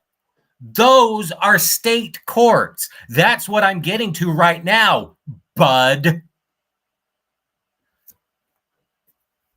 Because you don't seem to understand the concept of federalism. I showed you the jurisdiction for federal courts. Common pleas are state courts. They hear state criminal cases. And so, judiciary and judicial administration, judiciary, part 1, courts of this state. So the following are the courts of this state: the Supreme Court, the Court of Appeals, Business and Chancery Court, the District Courts, the Juvenile Courts, and Justice Courts. All courts are courts of record except the Justice Courts, which are courts not of record. So there we have the statute outlining the courts. Let's see. Trial courts of record, geographical divisions. We've discussed that a little bit.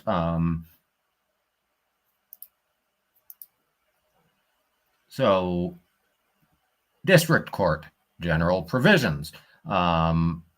Jurisdiction of the district court. Well, that's so. Except as otherwise provided by the Utah Constitution or by statute. The district court has original jurisdiction in all matters, civil and criminal. A district court judge may issue all extraordinary writs and other writs necessary to carry into effect the district court judge's orders, judgments, and decrees, and blah, blah, blah. So there we have. The district courts are courts of general jurisdiction. They can hear civil and criminal cases. That's Utah state statute saying that's where criminal cases can be heard. Although there is an exception. Well, kind of. Let's see.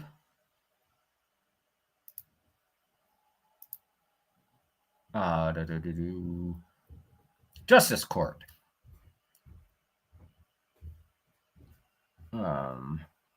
Jurisdiction of a county justice court.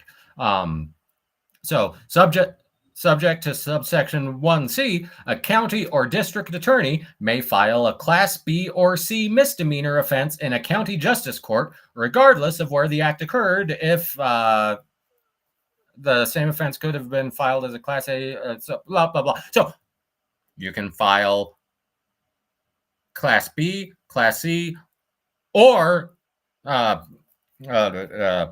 infractions in justice court, municipal court. Although there's an exception to that, because the West Valley City Municipal Court is the one that hears Class A's as well. They have an expanded jurisdiction. So, but that's all statutory. So let's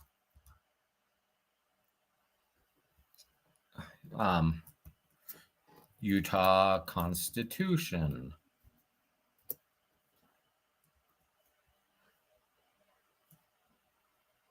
Judicial Department. So Article 8 of the Utah State Constitution.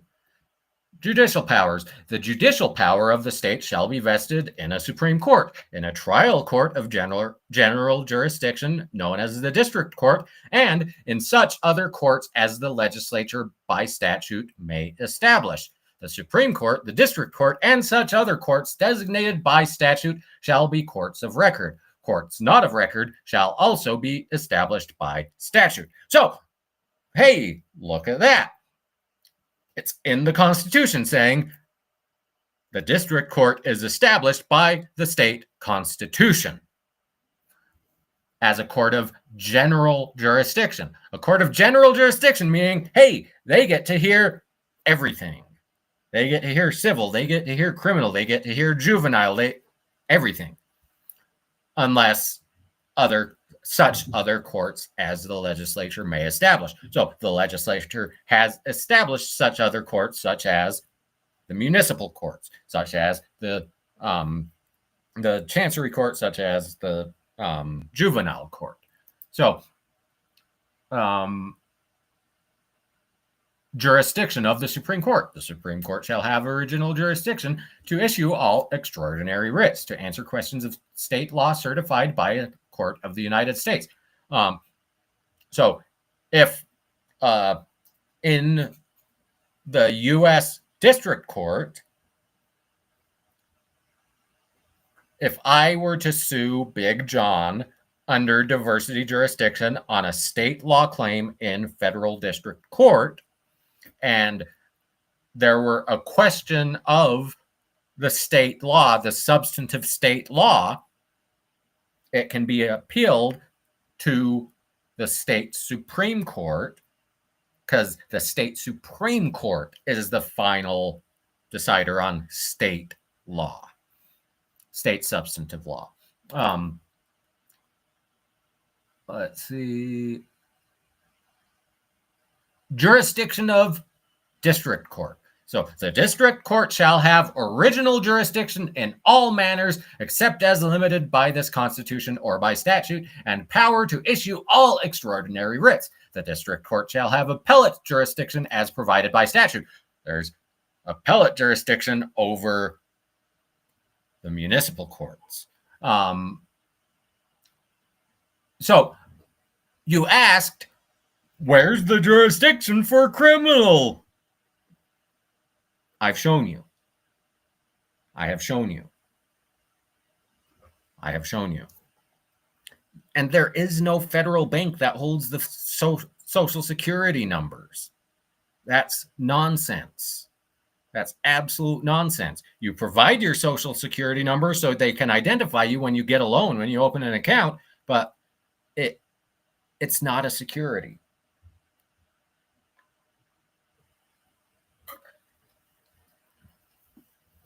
You, ugh, just dumb and wrong and distracting.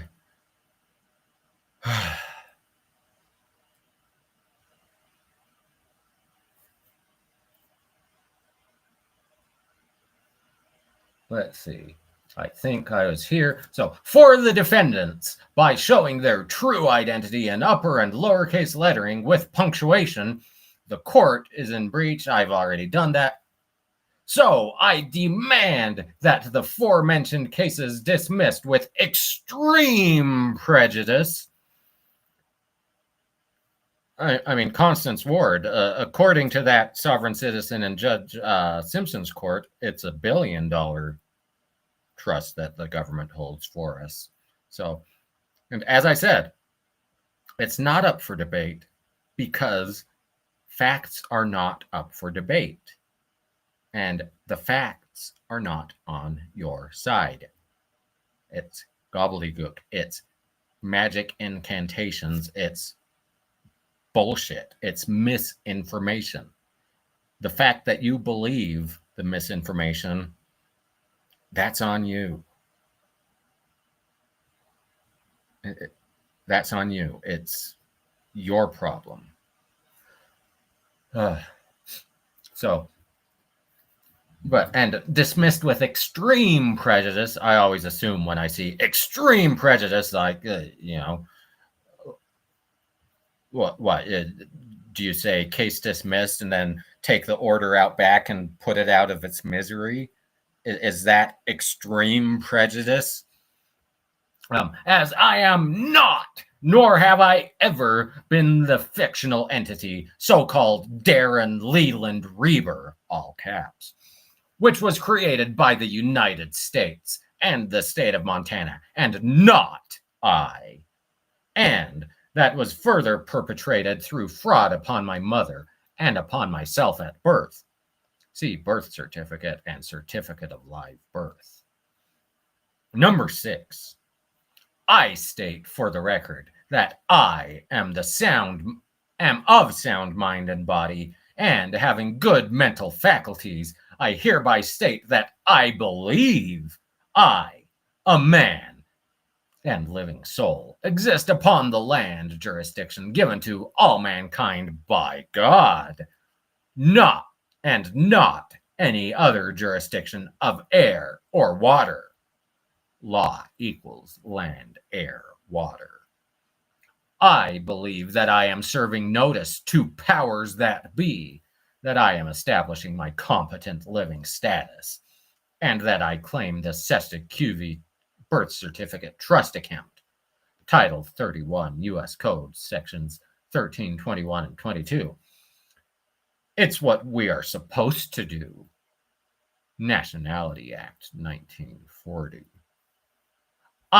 Number 7, I invoke my right of self-determination given to me by the ICCPR 1976, signed by the United States in 1993, to freely determine my political status as sui juris and demand that I be recognized as such.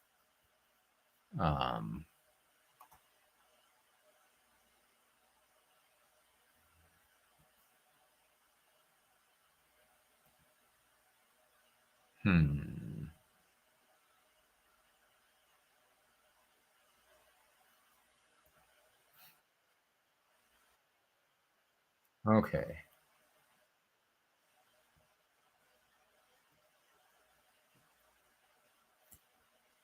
Am I?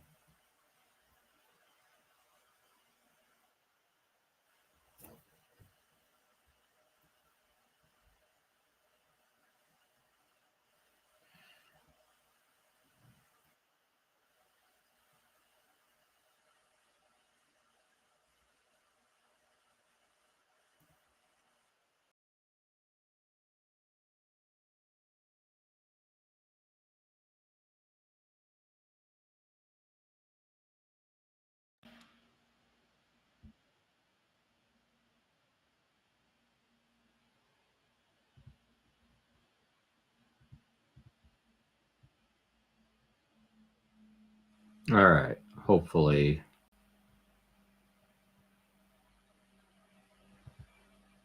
I'm here.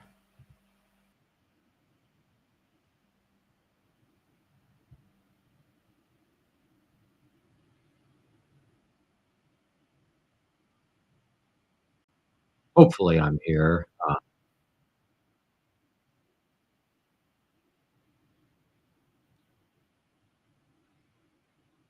Oh, it seemed that my computer didn't like me for a second. So hopefully I'm back. Gotta say, I'm not super impressed with Restream. At least not yet. But either way, it looks like I'm here. It looks like the video is playing on, and it's on YouTube, but it's throwing me off because the delay and looking at the video of me on the YouTube stream is throwing me off because it's not what I'm doing. So I'm going to pause that, but keep the chat open. And yeah. So either way, we'll do number 7 over again. I invoke my right of self-determination given to me by the ICCPR 1976, signed by the United States in 1993, to freely determine my political status as sui juris and demand that I be recognized as such. And that's it. Constance Ward, Streamception. It's seeing myself react, but delayed. It's, my little brain can't handle it. Especially, the in Restream, the video of myself isn't delayed. So it comes across just fine. It's just chat isn't. But we'll see. We'll see. And I notice I do have someone on Twitch. If I'm ignoring you in chat over on Twitch, it's because my software isn't working properly. So if anyone has said anything on Twitch, I apologize. I'm not ignoring you. I just can't see you at the moment. Hopefully next stream goes better, at least in that regard. So number 8, I am not an attorney. Clearly, I am not pro se. My status is as stated, sui juris. I am not here in any representative position, except as a man. No one cares about your genitals, dude. It just really doesn't matter in court as long as they're covered.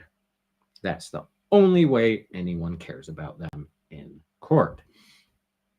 Number 9, I state for the record that I am not a person. I am not a United States citizen.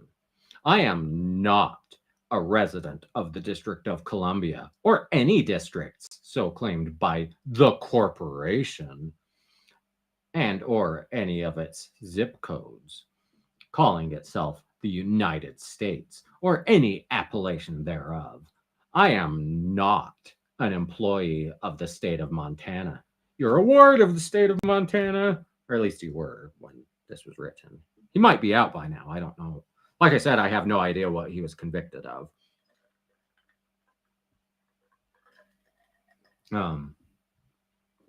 And just for Big John, you'll see my water bottle says U Law. That was, the University of Utah Law School. They gave it out to all the law students during my second year. So, that doesn't prove anything, but that's where that's from. because, I'm a lawyer. I am not an employee of the state of Montana, United States, United Nations, or the District of Columbia, and therefore I am not subject to their rules, codes, and statutes.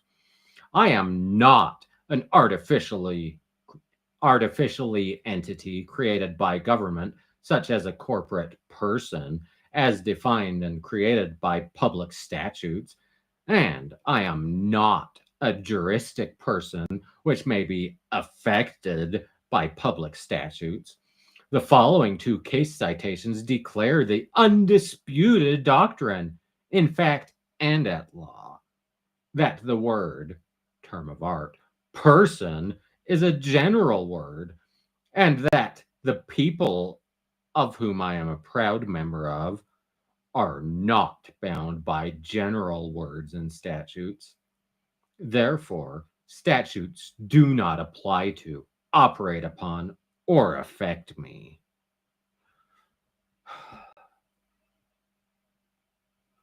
The word person in legal terminology is perceived as a general word which normally includes in its scope a variety of entities other than human beings. Church of Scientology versus U.S. Department of Justice. It includes, it's not, hey, a person is something other than human beings. It includes things other entities. So it includes human beings and other entities. That's not a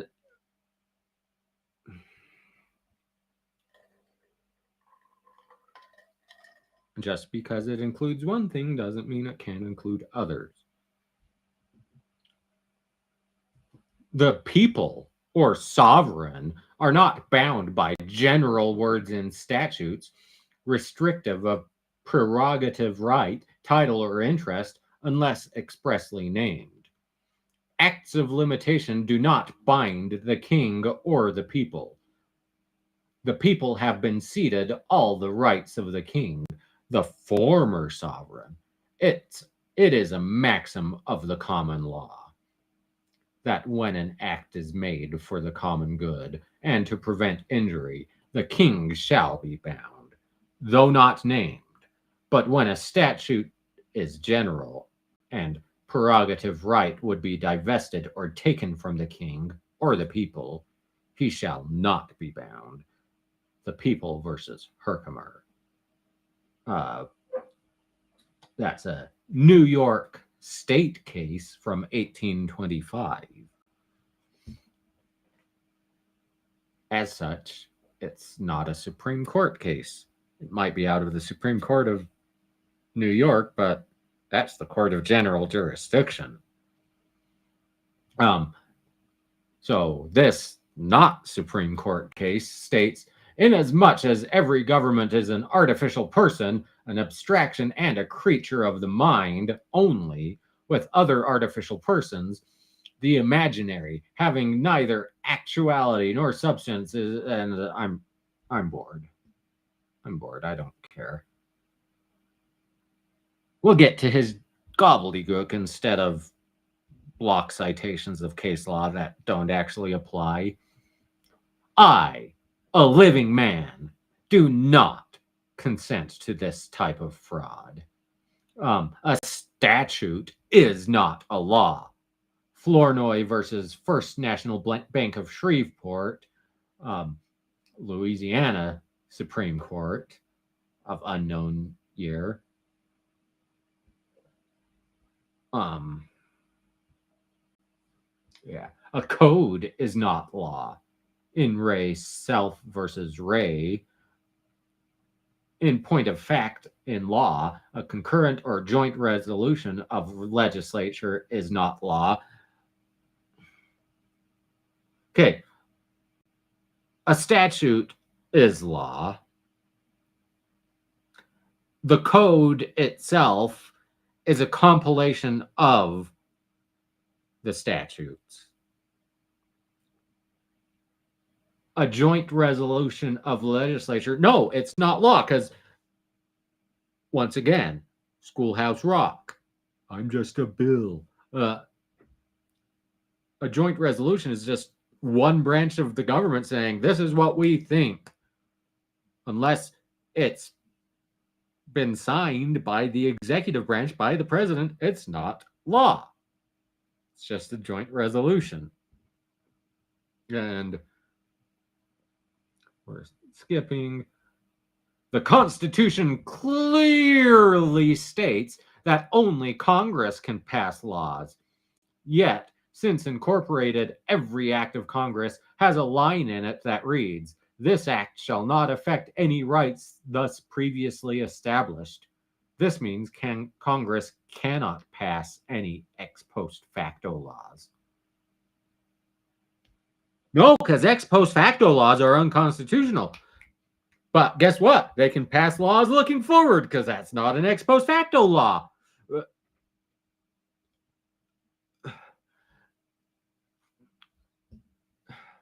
And only Congress can pass laws for federal. States can pass laws, but that's, following the same process, the state legislature, and signed by the state executive, the governor. I just can't. Skipping, I am not a person when such term is defined in statutes, blah, blah, blah. Number 10. See, this is what happens when you let me get derailed. I was hoping this would take about 2 hours. Knowing myself, I figured I could get through 13 pages in 2 hours. But you guys let me get derailed. Number 10. I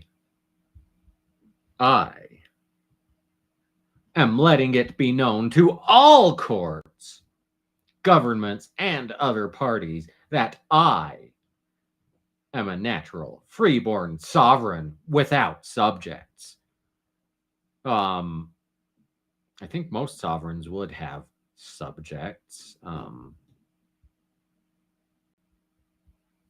but I am neither subject to any entity anywhere, nor is any entity subject to me. I neither dominate anyone, nor am I dominated. I bet he is dominated in prison. And that's not a joke. He's probably the low man on the totem pole in prison, is all I'm saying.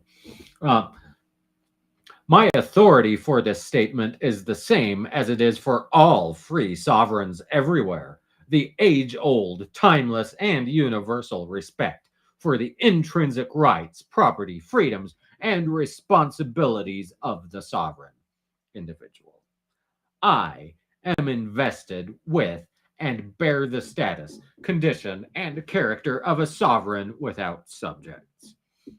I am always and at all times present in my asylum home state, which is the common case of the place of birth, domicilium originis, also referred to as natural domicile, which is the same as domicile of origin or domicile by birth. See Johnson versus 21 Bales. Once again, poor case citation. I don't see what court it is, what state, what year, but Black's Law Dictionary, 4th edition. And this is the source and seat of my sovereignty and immunity. The following case citation, nope. We're moving on. Number 11. I exercise my right of avoidance. I prefer the right of avoidance. because I think that's something Krusty the Clown has said. But the right of avoidance is, hey, I can void this contract. That's you. Well, there could be a right to void. The one of the papers we had to write in our legal writing class, first year of law school, first semester even. And Fletcher Boy, thank you. I've missed streaming to you guys. As I said, part of it was me being lazy and disillusioned and stuff, but part was technology problems. I did get a new computer, so hopefully I'm back, period, but we'll see. No, you've got to hold me to it. But yeah, so we wrote a paper, and it was the hypothetical was a dude 17 moves out on his own, signs a lease, a whole bunch of stuff, and it was a year later, so he's over 18 now, and he doesn't want to pay on the contracts he signed at 17 as a minor. So unlike, some people say, oh, minors can't contract. That is false. That's false.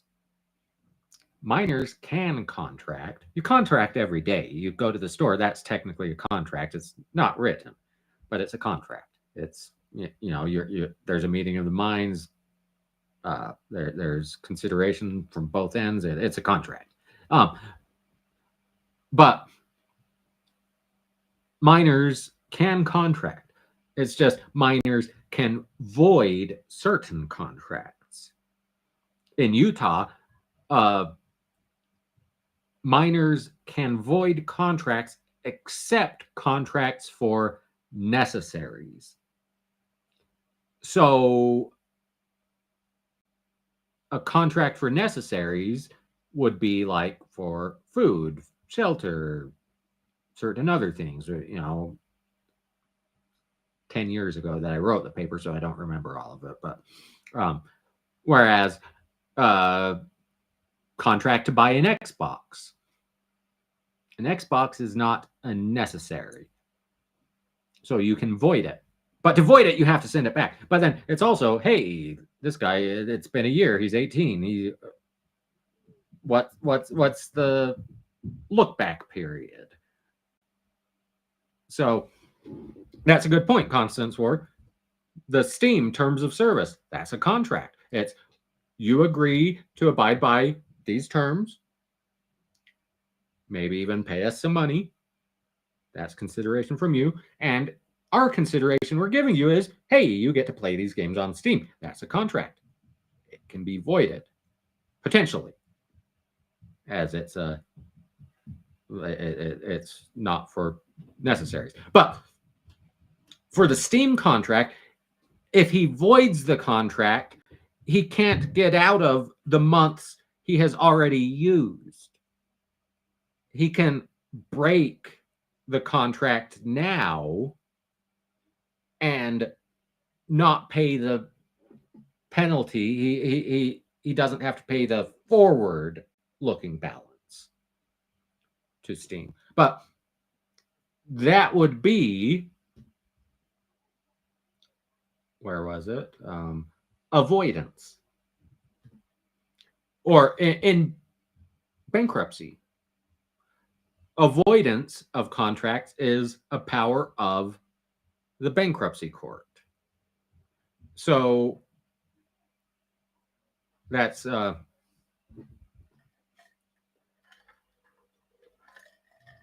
where you'll usually hear that word.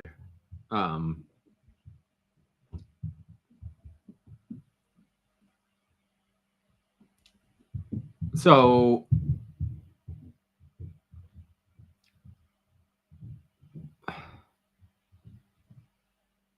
probably not Mads. Part of it is to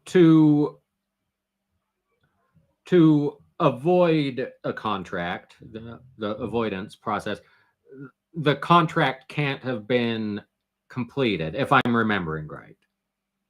And so purchasing the Xbox, technically it has been, the contract's fulfilled.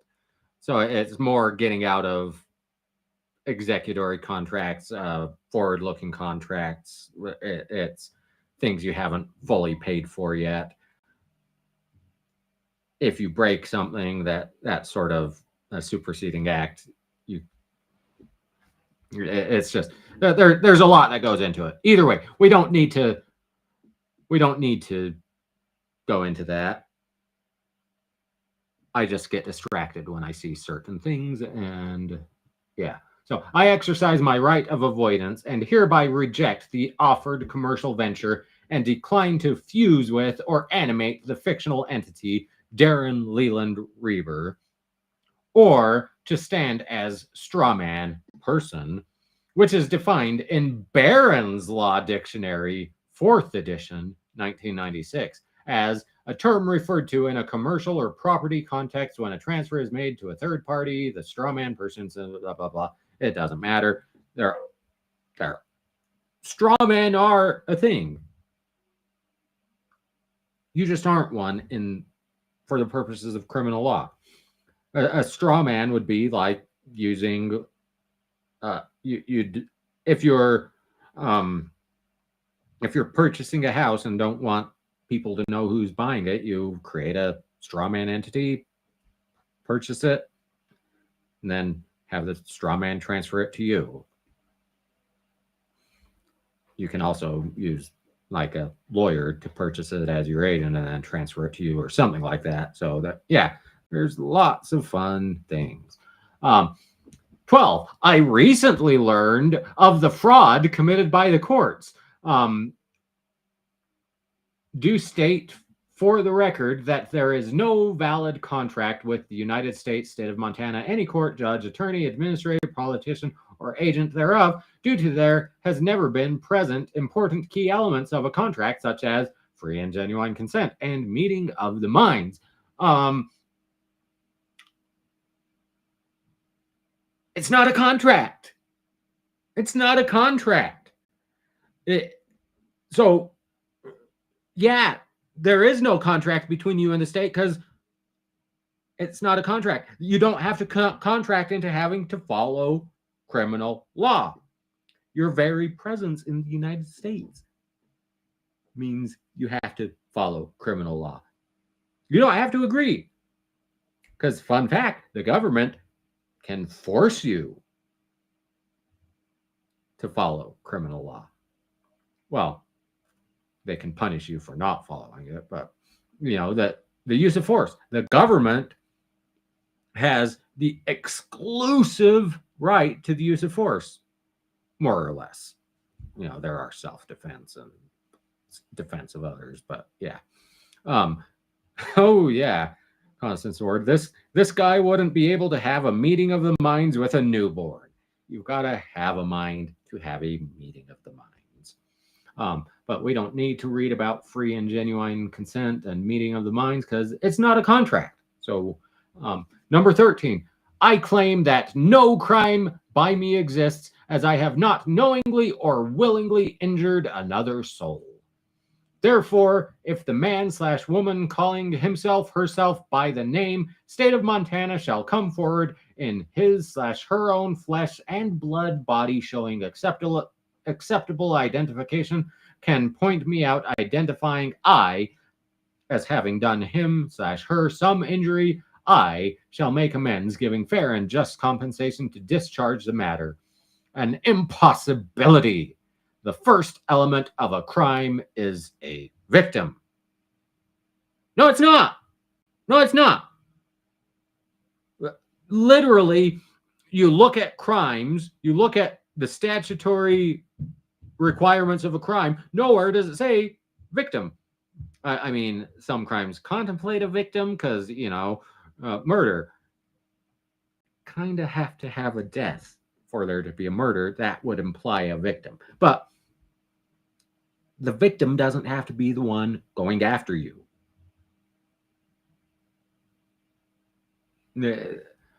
But for a crime to exist, there must be an injured party. There can be no sanction or penalty imposed upon one because of this exercise of constitutional rights.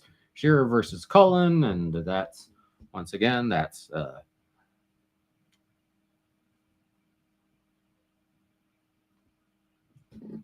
there are victimless crimes. There just are. I know I've seen Shearer versus Cullen before. I can't remember which case that one is. We don't need to look into it, but yeah. I just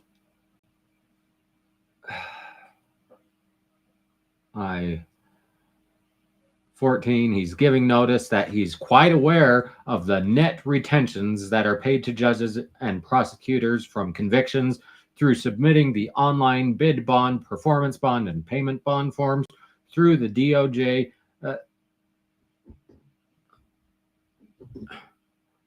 I'm giving notice that I'm fully aware that you get paid for incarcerating me.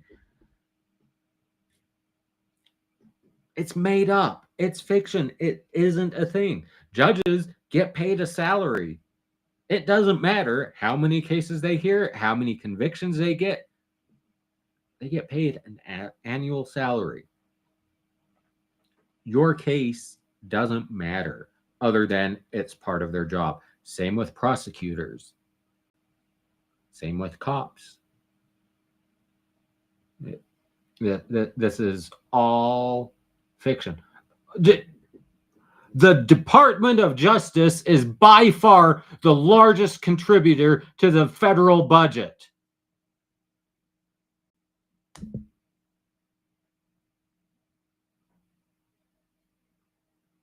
The DOJ is a net negative to the federal budget. It is a expense. It is a cost. It is not a revenue center.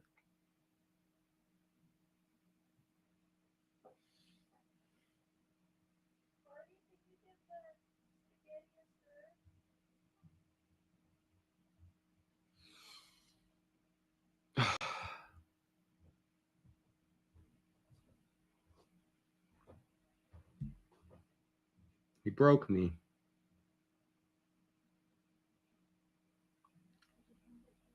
He broke me.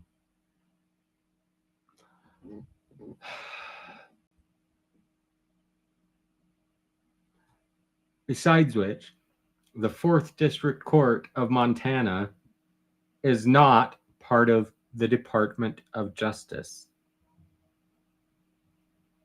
It is not federal.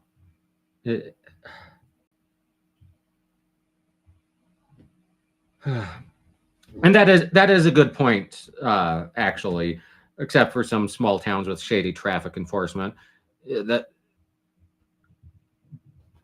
And I am very much against that. That is, to me, that's unconstitutional. Some of those small towns have actually been, put under consent orders because they have been found to be unconstitutional, violating people's rights.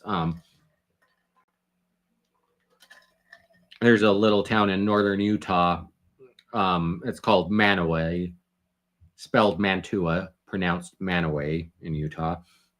It's where you get off the interstate in Brigham City, headed to Logan, where Utah State University is. You get into the canyon and there's Manaway, and they have their police officers patrolling the highway. It's Highway 89 constantly, just to pull people over because it's a divided highway, high speed, and everyone speeds. It's Utah. If you're not speeding, you're getting rear-ended, frankly. And they're just that's how they generate their revenue, and that is awful. Of course, by the same token, people are speeding through. But I am quite aware, number 15, I am quite aware of the foreign state status of the United States, the state of Montana, the 4th District Court of Montana and their agents and foreign agents. This is all a de facto government without any such de jure jurisdiction over those living souls it did not create. I declare this a challenge of jurisdiction.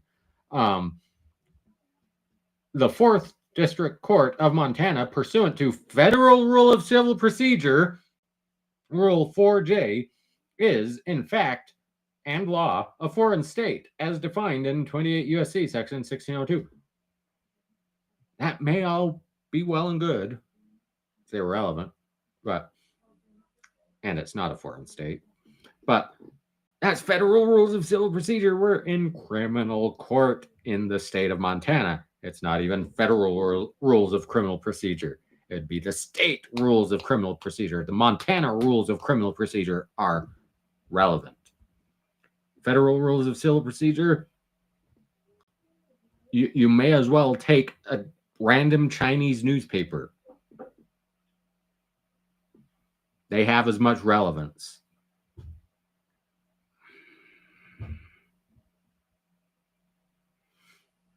And Constance work, that actually, like sticking on Highway 89, you drive through Star Valley, Wyoming. That's from Alpine to Afton, basically. So right along the Wyoming-Idaho border. Alpine is from Jackson Hole. You take the canyon with the Snake River down. Alpine is where the canyon ends. 89, you pass through all the small towns there. You pass through Freedom, Thane, Etna, Afton, and it goes from 65 down to 35, and you have the sheriff parked out right where it dips down. They've never got me. They got my friend.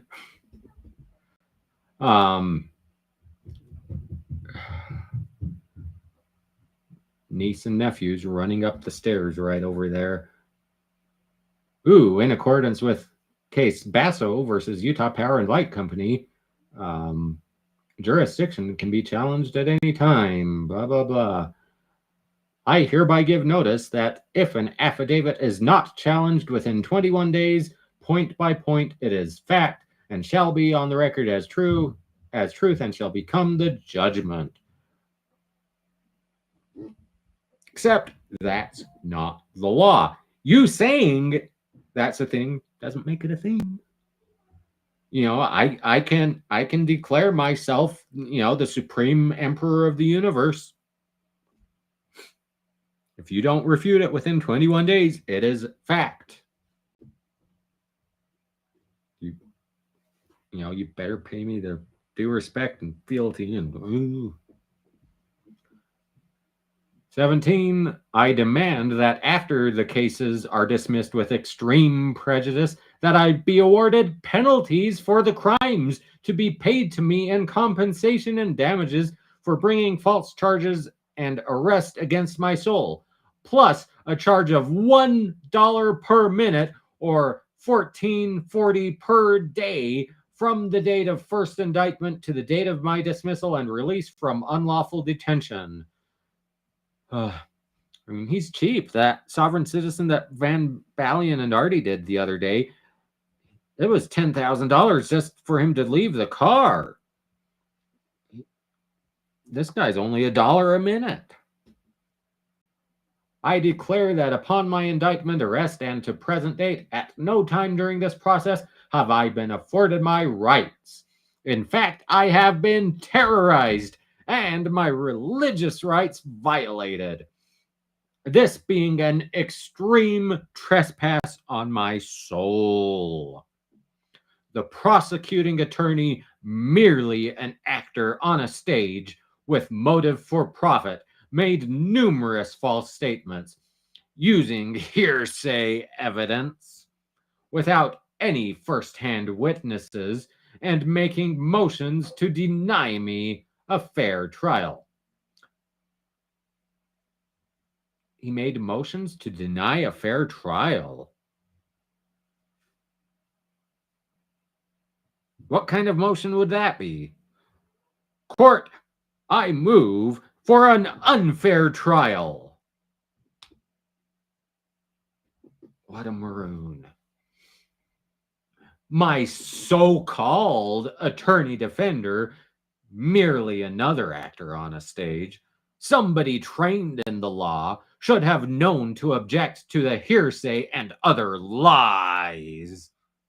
Should have told me about my rights and my status, and what it means to even have them as a representative. They should have told, or they should have explained of the unlawful conversion of my name into a person or entity, denying me of standing. But instead, they coerced me into unknowingly and unwittingly waiving my rights and admitting guilt in a plea deal. He pled guilty. He pled guilty. He pled guilty.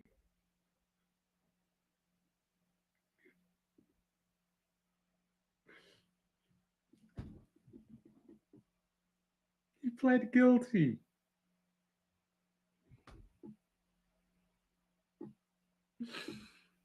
I'd say you can't make this up, but someone made it up. I'm going to go out on a limb and say a jailhouse lawyer, because some sovereign citizens that they only learn it when they go in, when they're in jail. I didn't know if he already had this before his trial, well, before his charges, or if, you know, I don't know if this was his first time in jail or in prison or whatever, but I'm guessing he got jailhouse lawyered. Linux guy, yeah, but he pled guilty. I guess in a sense, a plea deal kind of works as a contract. In a way, it's you know, quasi contractual, but this was misrepresentation and fraud by incompetent counsel, which placed me in a compromised position as a man. Just one more reason for the aforementioned cases to be dismissed or reversed immediately with extreme prejudice. Conclusion. Your Honor, this is in quotation marks, Your Honor, my bond was being used to fund the proceedings in the 4th District Court of Montana. I wish to subrogate the case contract, eliminate the record, and dismiss the charges in the aforementioned cases in the 4th District Court of Montana with extreme prejudice. I wish to live a free inhabitant. I also wish for the prosecutor, Jason Marks, to pay me 3 times the damages for my harm suffered and inconvenience. If he fails to do so, he is in dishonor and should be arrested for gross negligence and fraud upon the court. I, the principal creditor and beneficiary of the Cestui Que Vie Trust, by special appearance only, do hereby appoint you, judge and administrator, as trust fiduciary, and command you to settle this matter. As a man, proceeding from here and forever as sui juris, a non-representative non-agent, non-personam, by all rights and all powers, as ordered by the 9th and 10th Amendment of the Bill of Rights and Bill of Provisions by the United States of America Constitution. In accordance with the supreme treaties listed in this document, including ICCPR 1976, signed by the United States in 1993, and in accordance with UCC 1-308, as one of we the people. Big John, where have you gone? We've got a UCC 1-308, all rights reserved. I do hereby politely and with honor command you, our public servant, to follow this mandate directive and void ab initio. I proclaim my innocence. Whereas the facts and law contained herein and before this court, and whereas the facts and the law contained herein are the truth, and whereas we hold said truths to be self-evident, and whereas self-evident truths are undisputed and unconvertible, no argument is requested, for no words can alter or overcome these truths. Once again, where's Big John gone?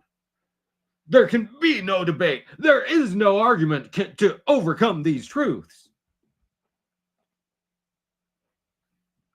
Constance, that's what I was thinking. I declare bankruptcy. Therefore, this court must perform its duty under the rule of law, do justice, rectum rog. I'm not going to make any jokes about rectum rogare, rectum rogaine, for when you want a hairy asshole. And grant me habeus corpus relief and dismiss with extreme prejudice, or reverse the above mentioned cases without delay, for justice delayed is justice denied. I am innocent.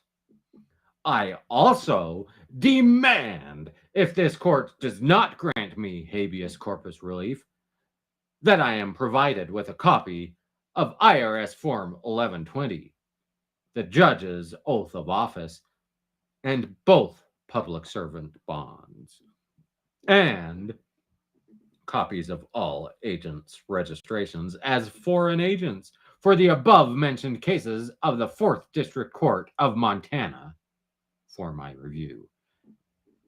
Executed on April 18th, 2021. I hereby place my autograph below. Darren Reber is the autograph. Darren Leland Reber, the man. Not Darren Leland Reber, in all caps, the federal corporation, pursuant to UCC 1-308, without prejudice, without recourse, the one true beneficiary, a living soul, sui juris. Notice to principal is notice to agent. Notice to agent is notice to principal. This was signed before me on 4/18/2021 by Darren Leland Reber. Notarized by S. Clark. So you know that this has the force of law since it's notarized. At least according to sovereign citizens. Because, you know, notarization actually just means the notary saw him sign it. Doesn't add any extra weight whatsoever to anything. Certificate of service. Oh, not served by Rayland Brunson.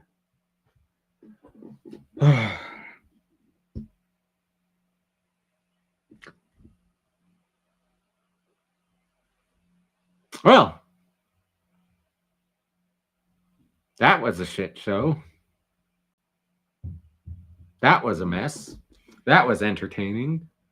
and maddening and fun and maddening.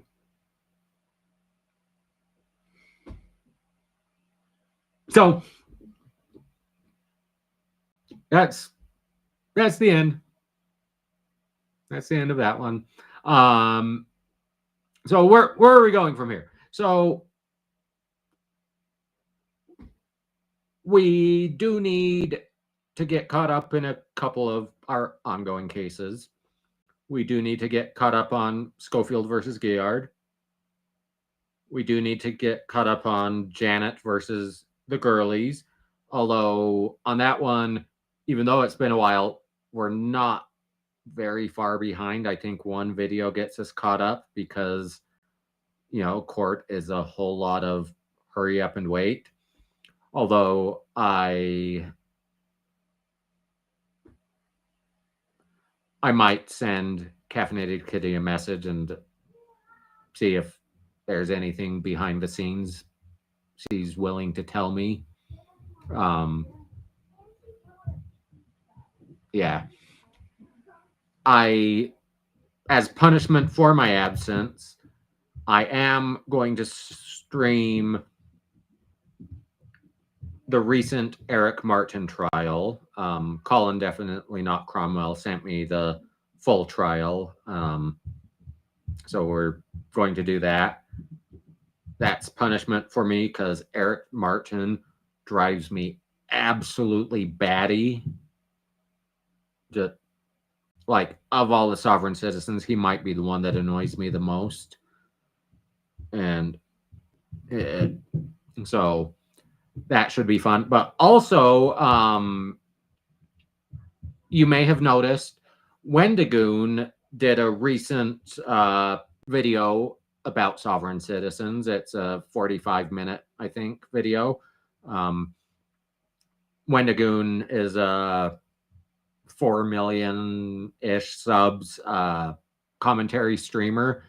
And I have intentionally not watched his video because I'm going to watch it with you guys. And Linux guy, that would be interesting. I'm unlikely to do much, if any, commentary on Johnny Somali just because I don't understand the Korean court system. So other than, you know, Johnny Somali's a jackass, I hope he gets the book thrown at him. I can't add much more than that. And so, yeah. But so that's kind of our road ahead for the near future. You probably hear my nephews outside the door. They are loud. But yeah, we'll do those. Oh, and also, I should have the correct link for my Discord on my YouTube page. So, you know, feel free to join my Discord, assuming I did it right. I suck at Discord, so, but it should be the right link now, I hope. But send me things if you want me to discuss them. You know, you can send it in Discord, send me an email. My email is on my profile as well.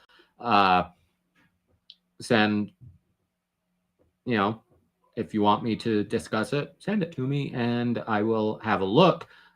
And as I mentioned at the beginning, I am streaming on YouTube. I am streaming on Twitch. I am streaming on Kick.